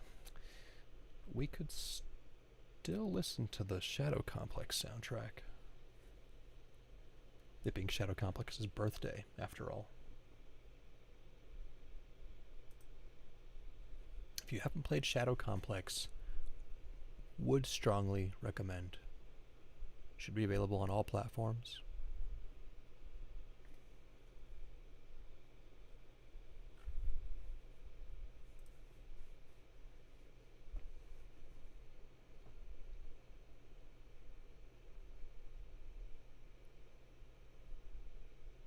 Wood Jester theme. Let's see, what's that one called? I forget. Is that the Blade Master? I forget what his track is called.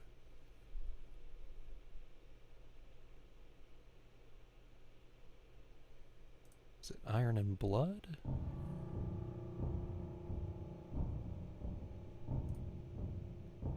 I don't know, you'll have to let me know. No, Kami, the plan is to start my own podcast. So here I am streaming. I'm gonna start looking into the necessary tools to do podcasts with community members, as well as actual devs.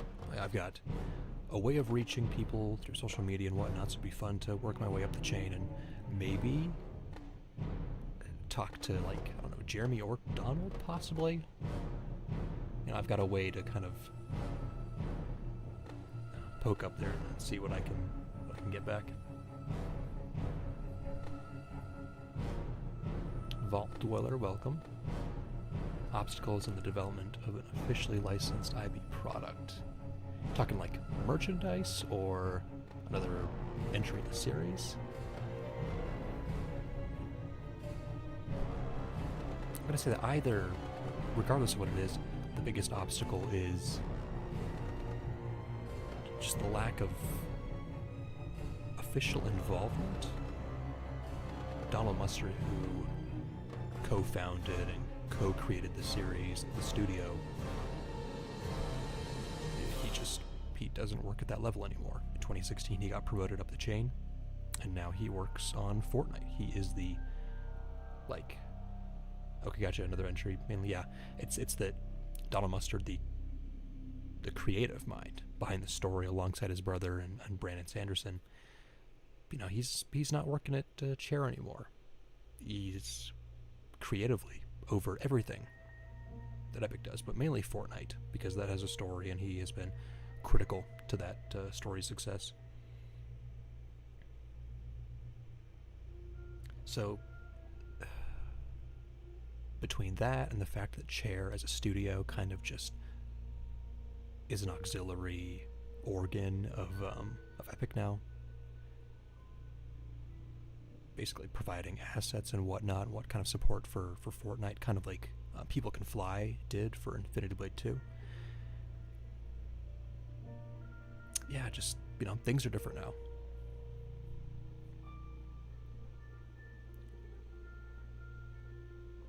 I can definitely understand why things haven't gone back to the way they were. I mean, Donald Mustard has always talked about how much of a fan he is of comics and all the things that inspired him and his brother in making Advent Rising, Undertow, Shadow Complex, Infinity Blade, and so on. And now that he has the opportunity to work on Fortnite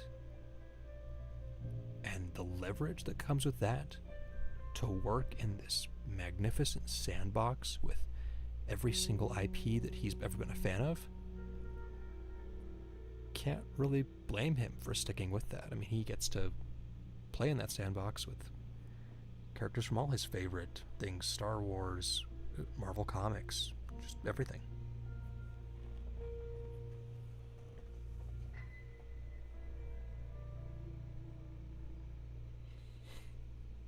No doubt that if Epic wanted to, they could totally come back to Infinity Blade and do something. Fortnite's too much of a moneymaker, if you ask me.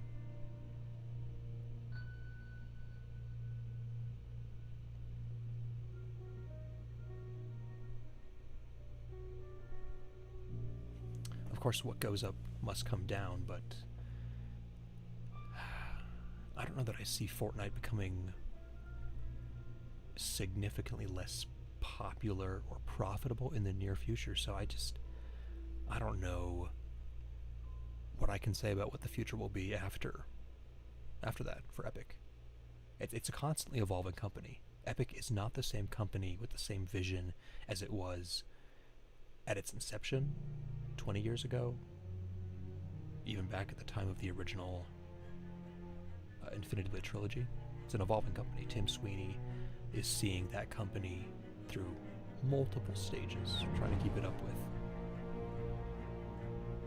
current technology and market demands.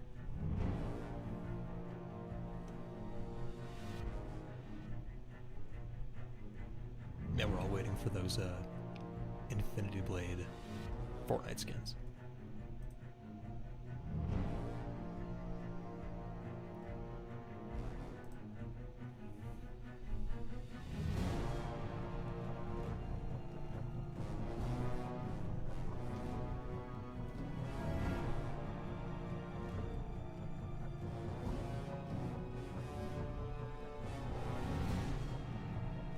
I don't know if I see the community dying off.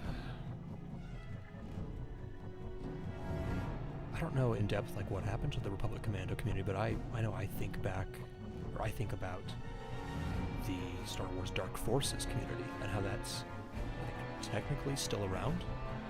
They're modding that game and they're still around.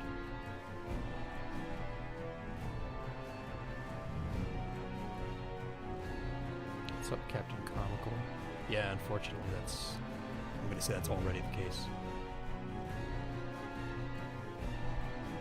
I mean, I enjoy going on Twitter, searching Infinity Blade, and seeing what conversations I can contribute to, and most of them are about the Infinity Blade and its place in Fortnite. People wanting to bring it back, and was it too overpowered, and just all of that.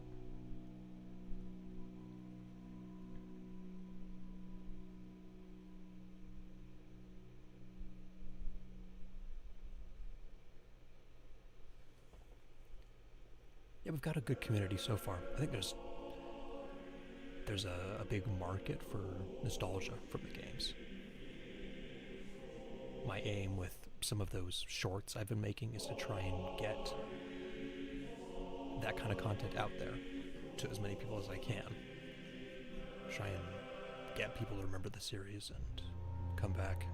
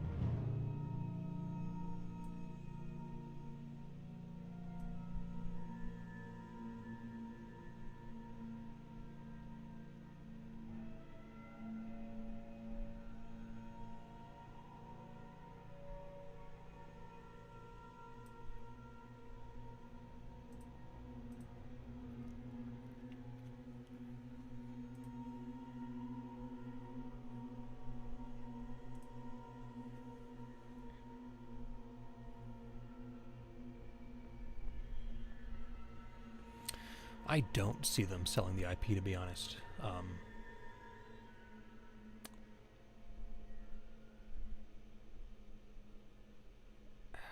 to articulate why is a little more complicated because it's not like it's something Epic hasn't done. What was that? I mean, they sold Gears of War to Microsoft.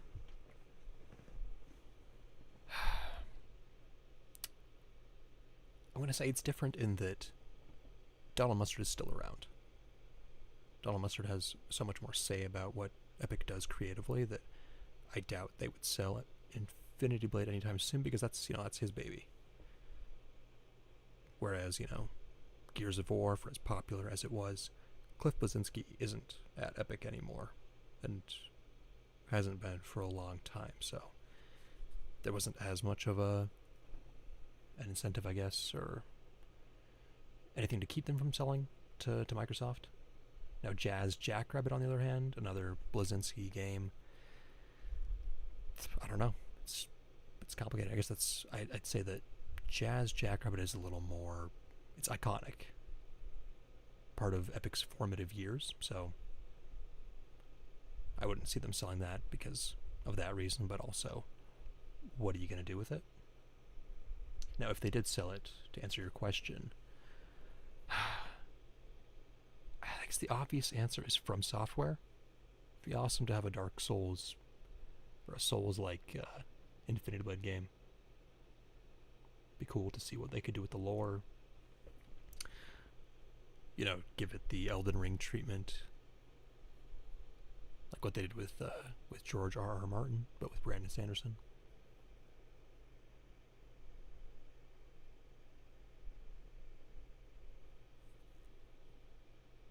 Gotcha, Ragear. Yeah, it's unfortunate to hear.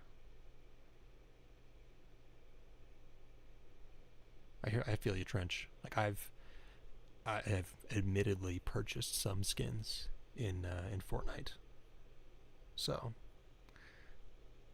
God King would be a must.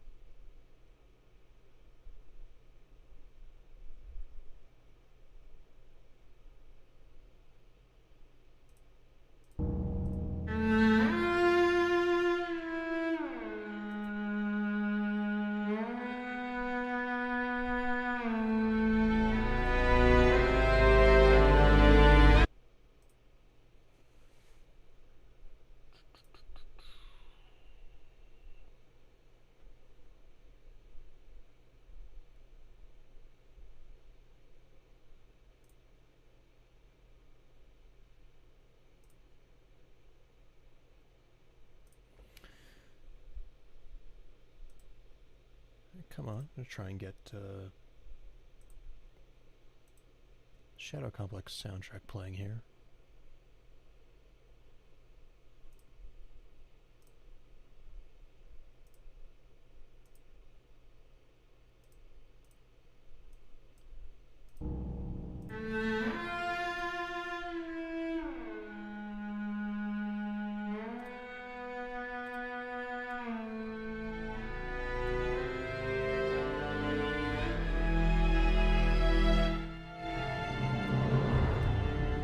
You guys hear that?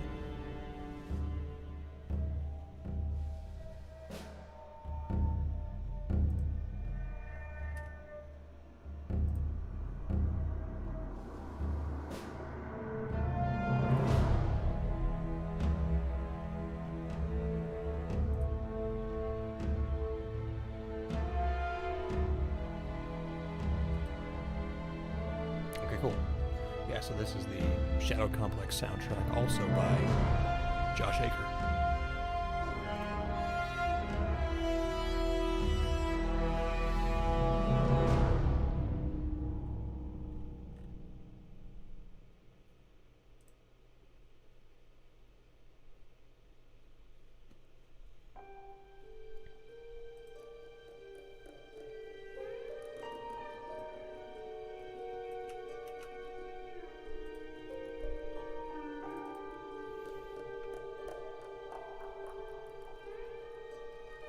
Don't be bored, Huel.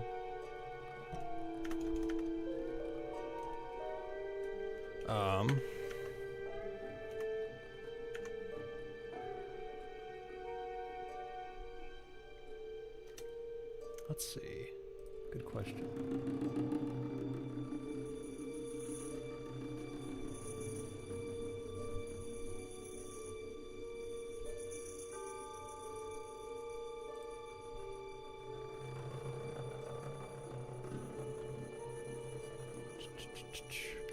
Let's say if you were to make,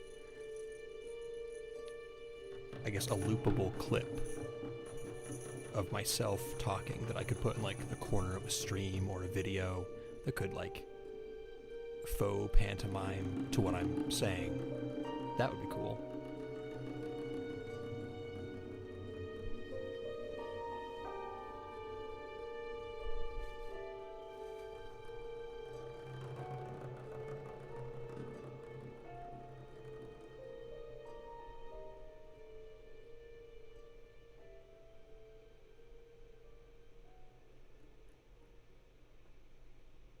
Yeah, the most I do right now is just put like my profile picture or my Discord PFP in the corner.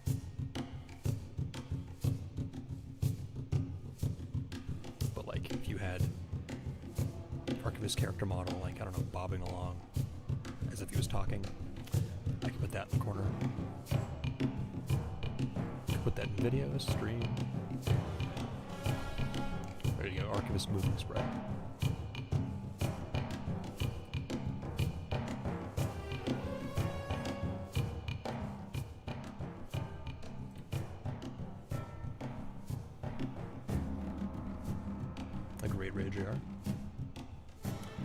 Vault Dweller, good question.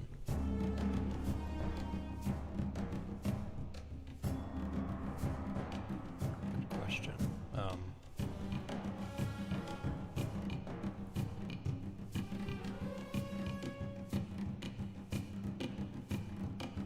I know I'm eager to know more about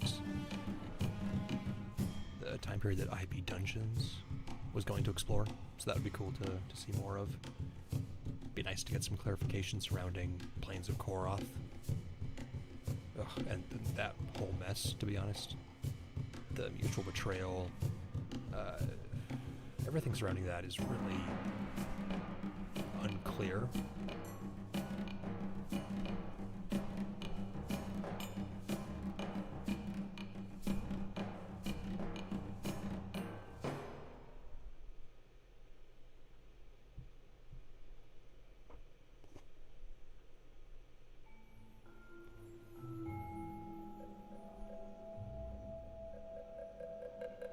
Yeah, which I don't think that our community is big enough to do much with r/place.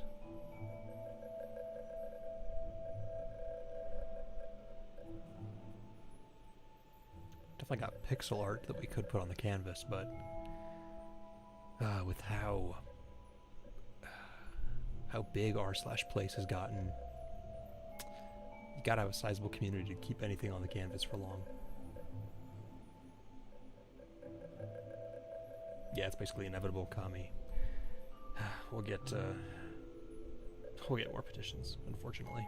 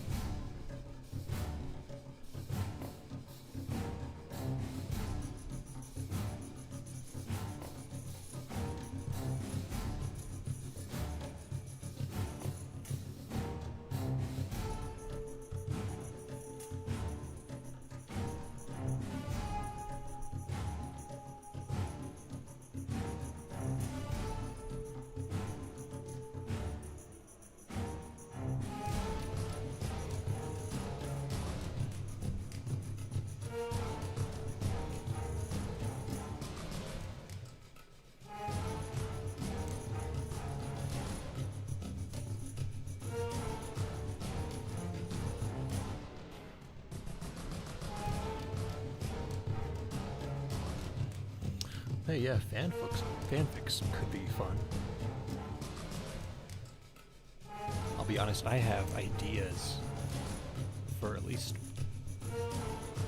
2, I think, and like partial progress on 1. Not much recently, but some ideas. I'm not a fanfic kind of person, but some ideas I've thought too interesting not to explore.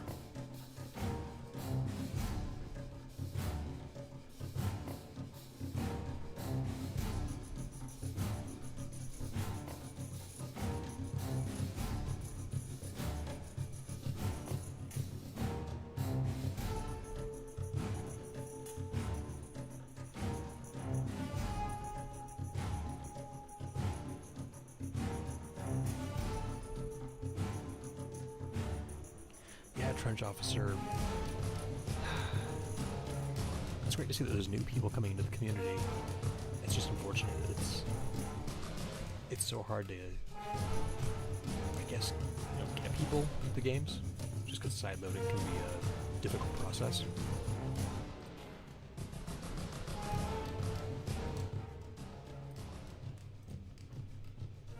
But yeah, that's what videos are for. It's a great resource. I'm glad that IBS has his movie videos, because I link to those pretty often, for people who want to get the game experience without having to go through side loading and playing themselves. I'd honestly like to make maybe some videos for folks who are new, kind of directing them to that video, other videos, and how they can get into it.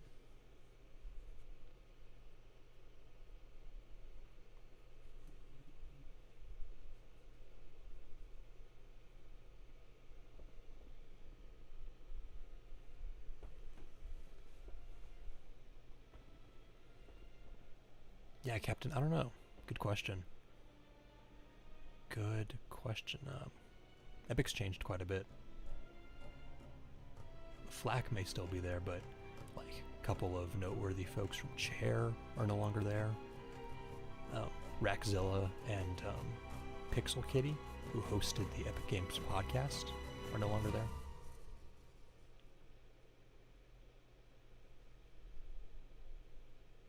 Yeah, RageR. Good. Yeah, too good of an image not to use. I'll probably end up using it again in the future since it's too great an image.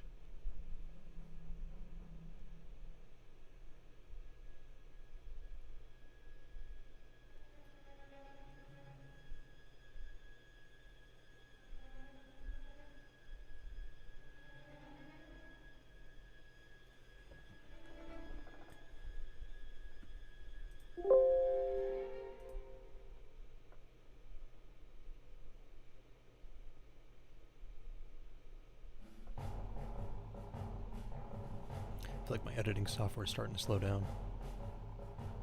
I have a decent computer here, but editing and streaming at the same time taking its toll. I try and switch things up.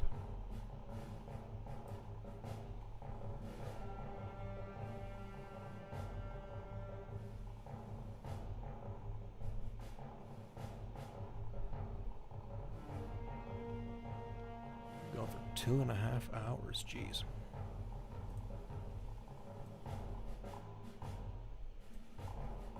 Now, thanks to all those who have stuck around for that long, and welcome and hello to anybody who has joined us just recently.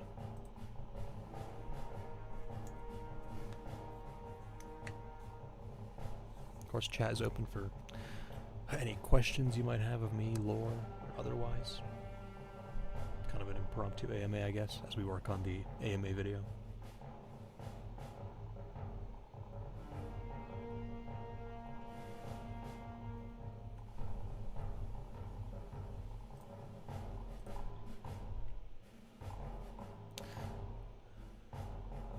Take a break from that really quick.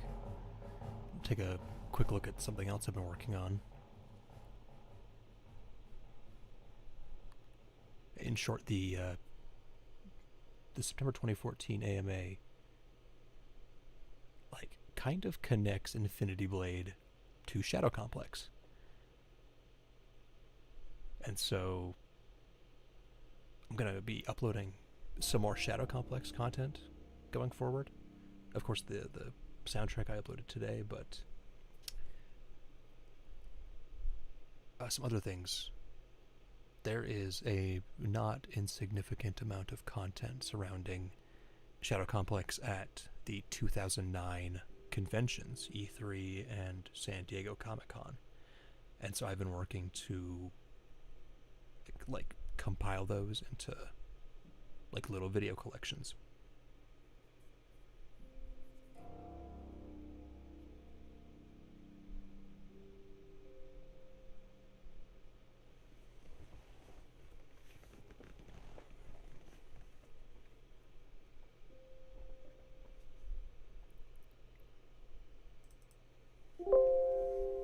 I'm all too familiar with communities like that, Trench. When there's any semblance of hope, there might be something. That's definitely what happens. I'm a part of the Titanfall community, and oh boy, just like the Silksong or the Hollow Knight subreddit had their schizophrenic group hallucination about Silksong. I swear the Titanfall subreddit has a community hallucination about Titanfall 3 pretty dang often. Yeah, lack of content. I hear you. Kami, no, he does not, as far as we know. It's canonically, Cyrus took a pretty, took the speedrunner's path through the games, but the things that happen that we learn from those side portions of IB2, like the Vile quest and whatnot, those things are canon. It's what we learn about Austar's wife, about Austar the Vile, and all of that. That stuff's canon, but Cyrus didn't necessarily do it. It's a little weird like that.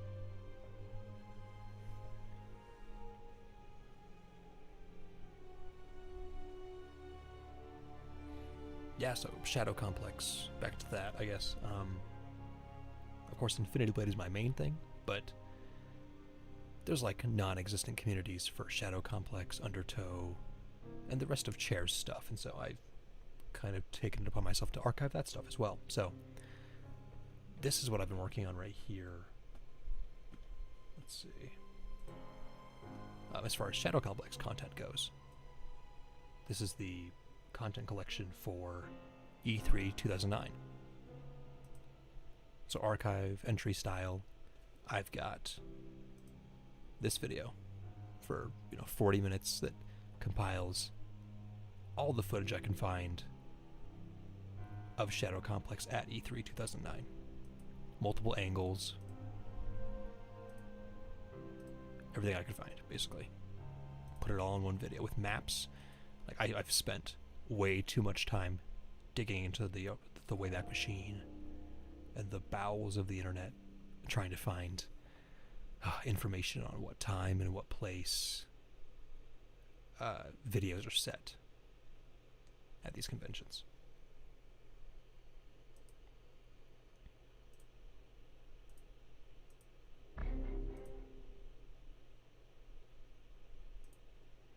So that's what all this is.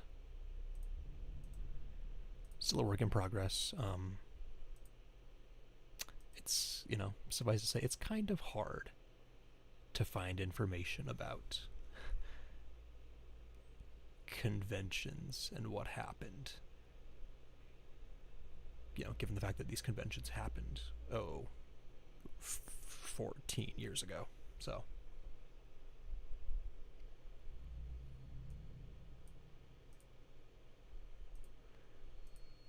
yeah, this is the project for E3 2009, and I have a smaller one for San Diego Comic-Con 2009.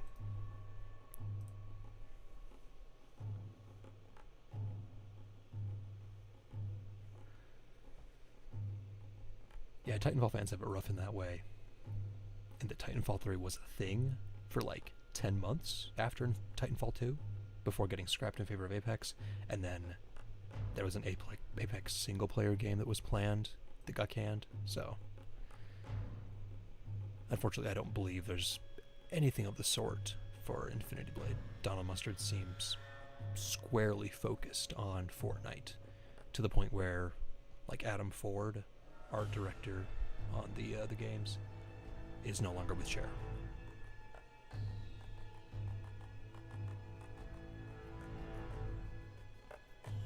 No, Huel. Cyrus is not secretly Gortoa.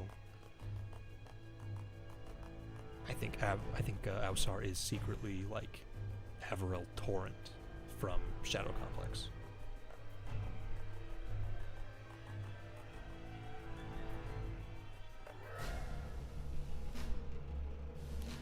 The remaster is largely the same. Updated textures, graphics, and whatnot from Hardsuit Labs. And as far as I know, the only other thing that's different is that a clambering mechanic, I think it was, that wasn't in the original game, but was made for Shadow Complex 2, was complete. And so they decided, hey, let's just throw that into the remaster. But it's like, a lot of the remaster is the same. It's a classic speedrunner game, so they tried to keep the mechanics, the feel, and a lot of that the same, as far as I know.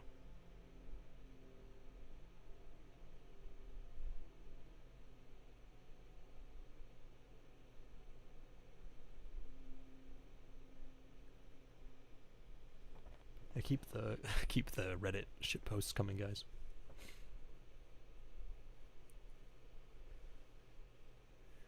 Infinity Blade side-scrolling.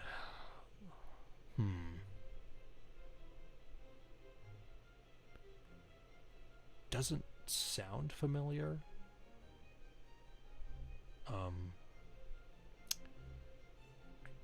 only other games we have gotten, or we're going to get, were dungeons.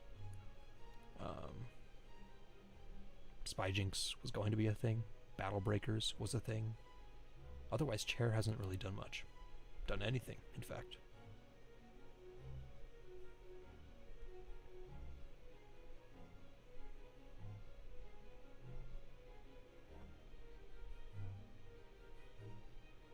Yeah, memes are always great. Gives me inspiration for my own meme videos. Like I've said in the Discord, I'd like to do a Maxor style inaccurate summary for Infinity Blade. Got some jokes written down already, kind of a brainstorming document.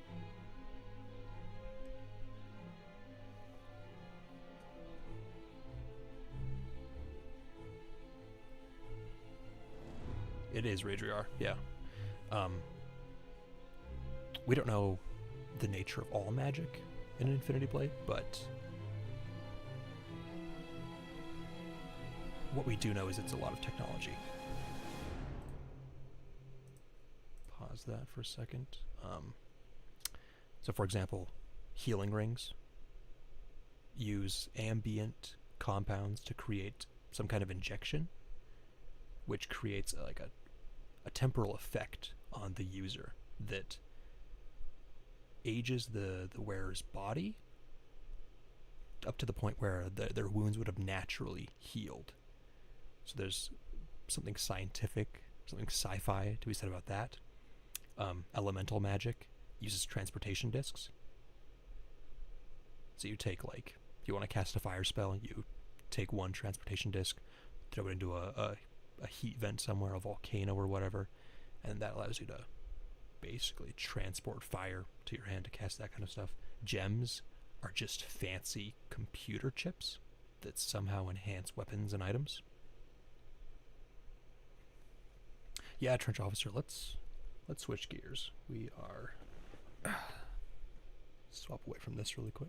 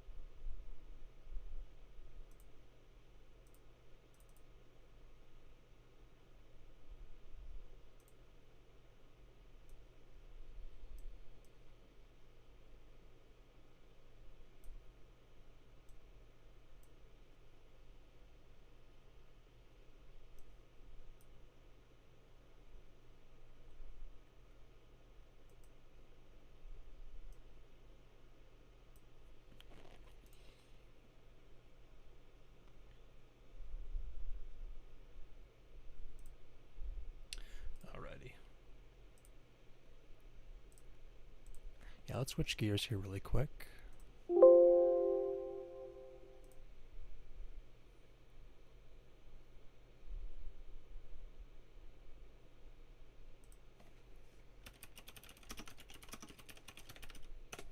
show Trench Officer what we've got going on.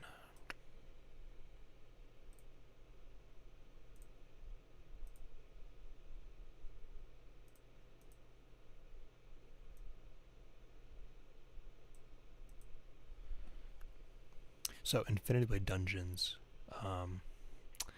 Between IB2 and IB3, Epic announced that Impossible Studios, another Epic kind of spin-off, was going to be creating a dungeon crawler Infinity Blade game called IB Dungeons.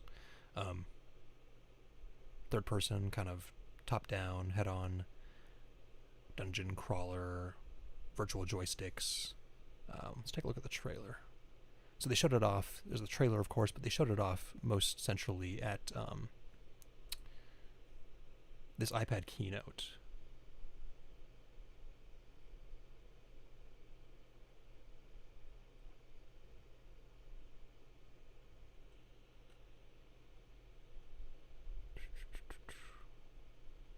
Now I have some collection of all the... Where are they? All the... There they are.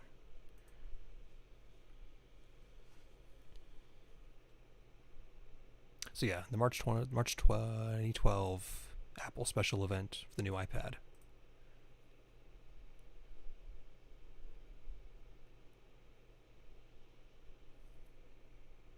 And the latest chapter in the Infinity Blade saga, Dungeons.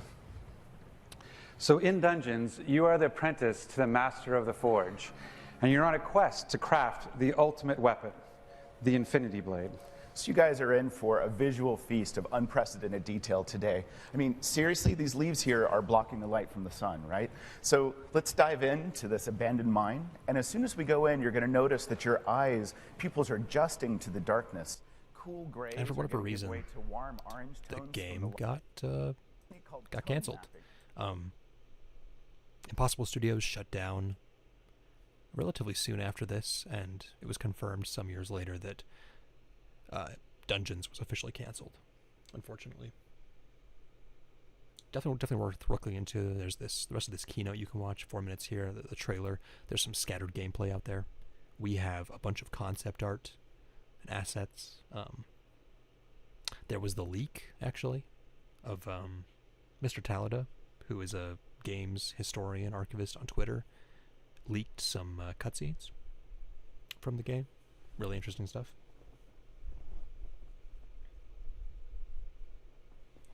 Captain, to address your question really quick.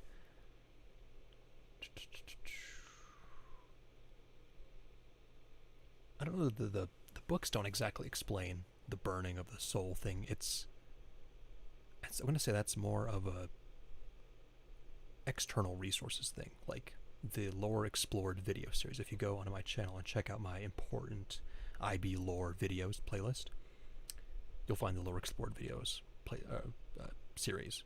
And that explains how kind of the whole sacrifice thing was set up, the mutual betrayal and whatnot. Basically, Galeth's betrayal of Ausar involved using the Redeemer, kind of misleading Ausar as to its purpose. And unbeknownst to Ausar, making it so that changing his QIP, making it so that when he next died to the Infinity Blade, he would be reborn as a child. So burn isn't a literal thing, it's definitely metaphorical. The Redeemer was used to burn, as in modify, his QIP.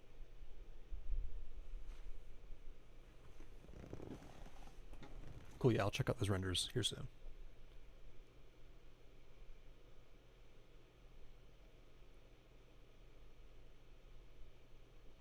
He's the Joker, baby. Yeah, Tell was around when Ausar was. Tell has been around for evidently quite a while, because it was Tell who put the Redeemer in the Ceranthian Stone, as it turns out. So he was around there pre-Koroth and whatnot.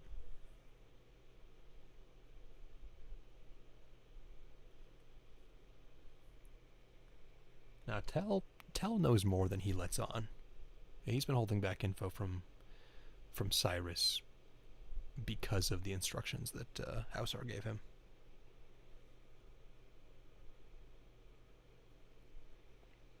Yeah, Huel.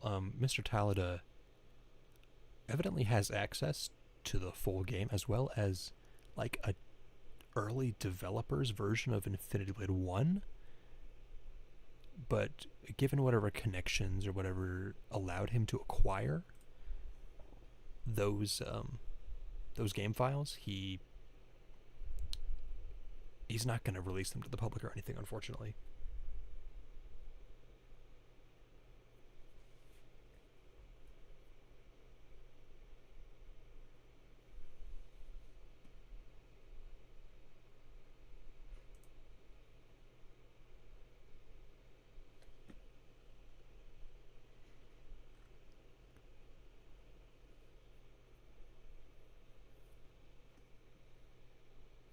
Favorite Titan design. I got you. Let's check this out.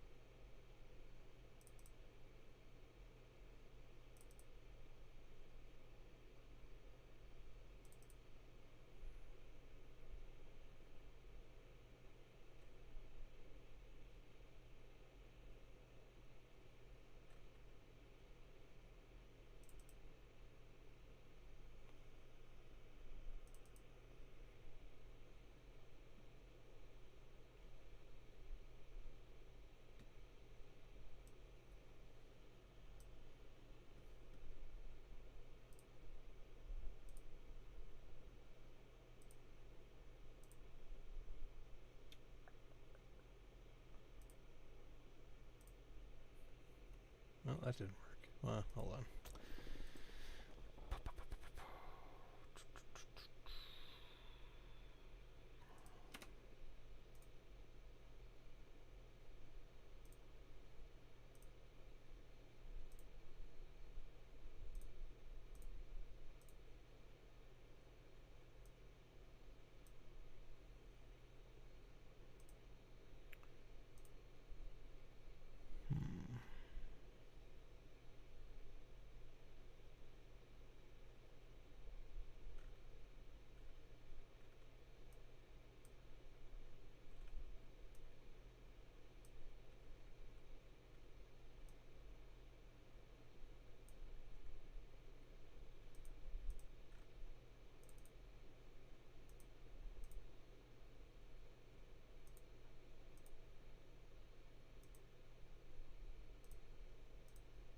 Well, maybe not. I was gonna show the Mickey Mouse Titan from the concept art, but in all seriousness, that's a good question. MX Stealth immediately comes to mind. And if we're just talking about like regular Titans, not bosses, definitely the MX Stealth. The MX series is always fun. Who else?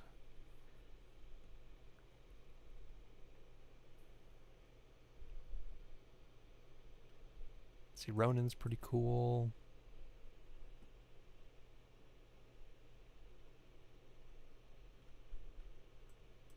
It's hard to pick just a few given how inventive and iconic some of them are.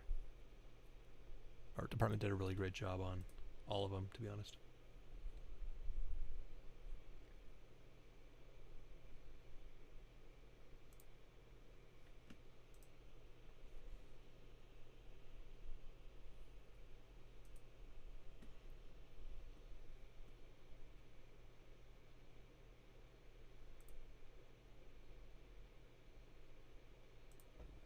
Okay, Huel says we can check the renders. Should I show them on stream?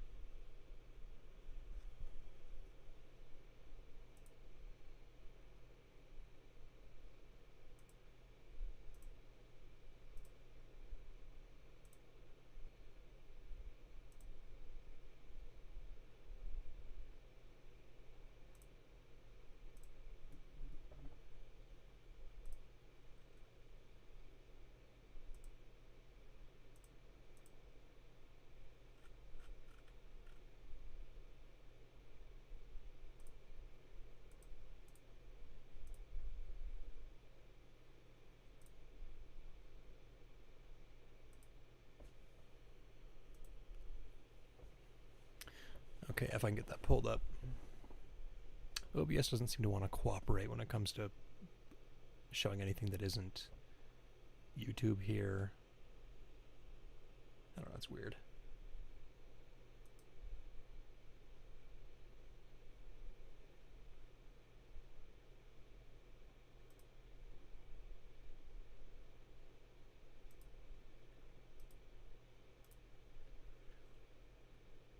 In the meantime, check out this sick dubstep.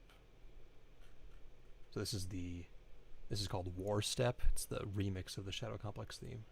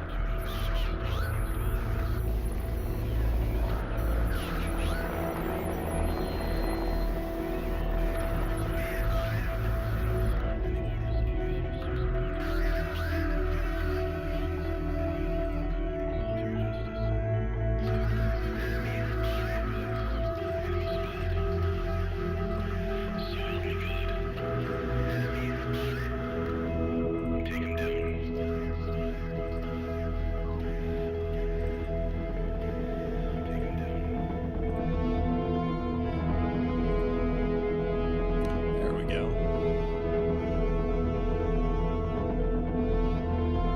Okay.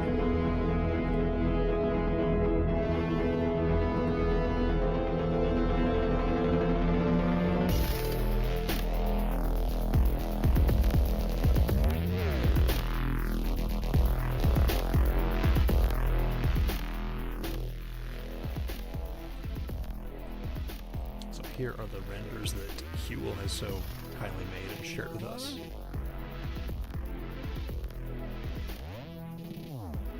Great stuff as always.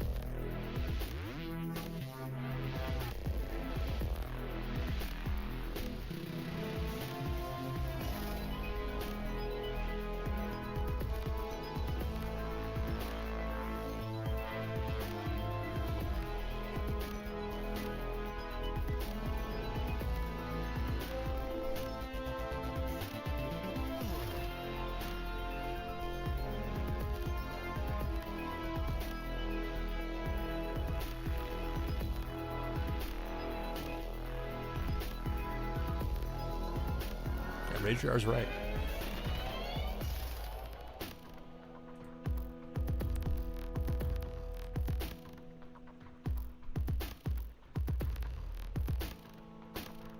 This is some great stuff, Huel, as always.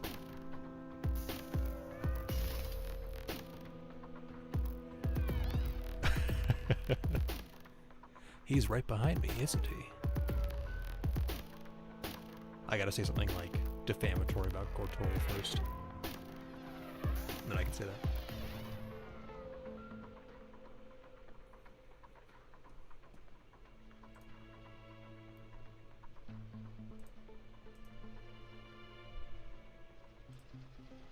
I guess so. I'm looking forward to everything else you put out. You know, like cursed Obama renders.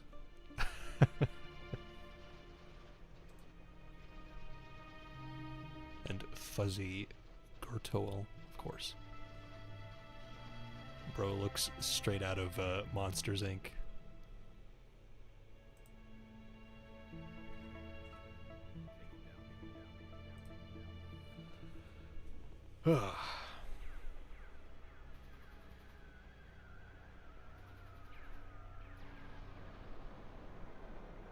Bad bodyguard indeed. Gets himself captured. Galeth gets imprisoned.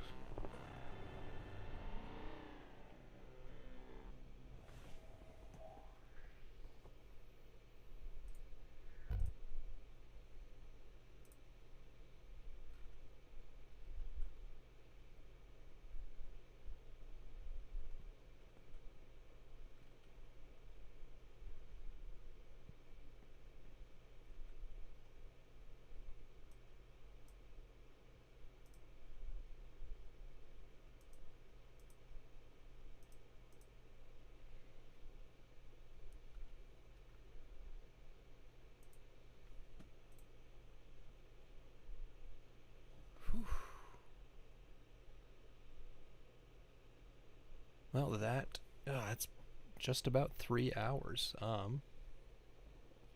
It's been a good time. I think I'm gonna call it though. It's been a fun stream. Got some work done. Maybe not as much as could have if we hadn't been talking, but that is beside the point. Good time all the same.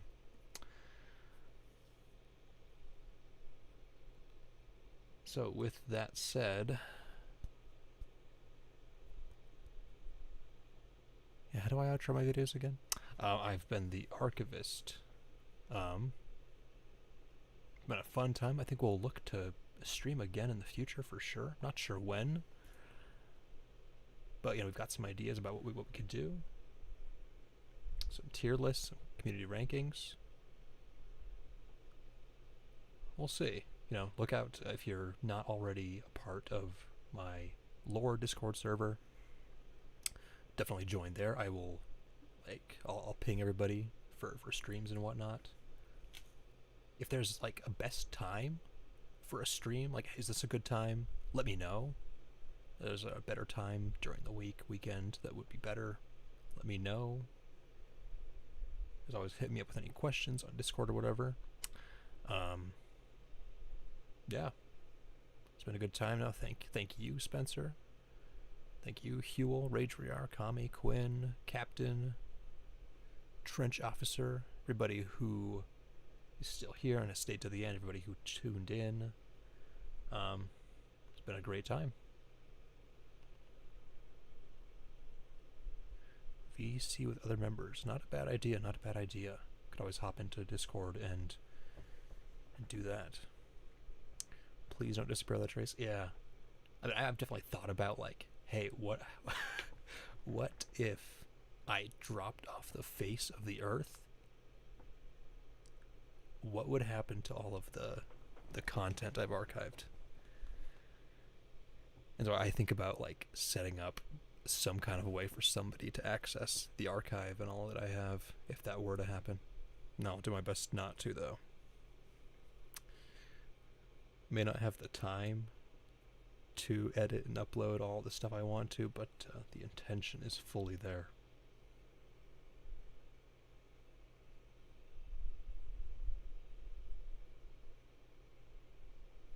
Service to the community. It's a great community, without a doubt. So I like the idea of doing a VC with other members, hop into Discord. That could be fun. I know I've watched quite a few YouTube channels who do that sort of thing. Share story time. Do a tier list video like that.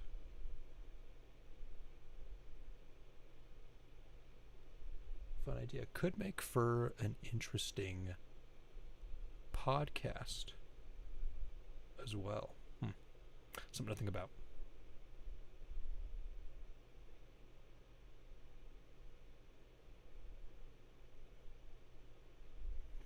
Yeah, once again, thank you all for joining me this fine evening. Wherever you are on planet Earth, have a good one. Get some sleep. Drink your water. Be excellent to each other. And hell take us all. See you guys next time.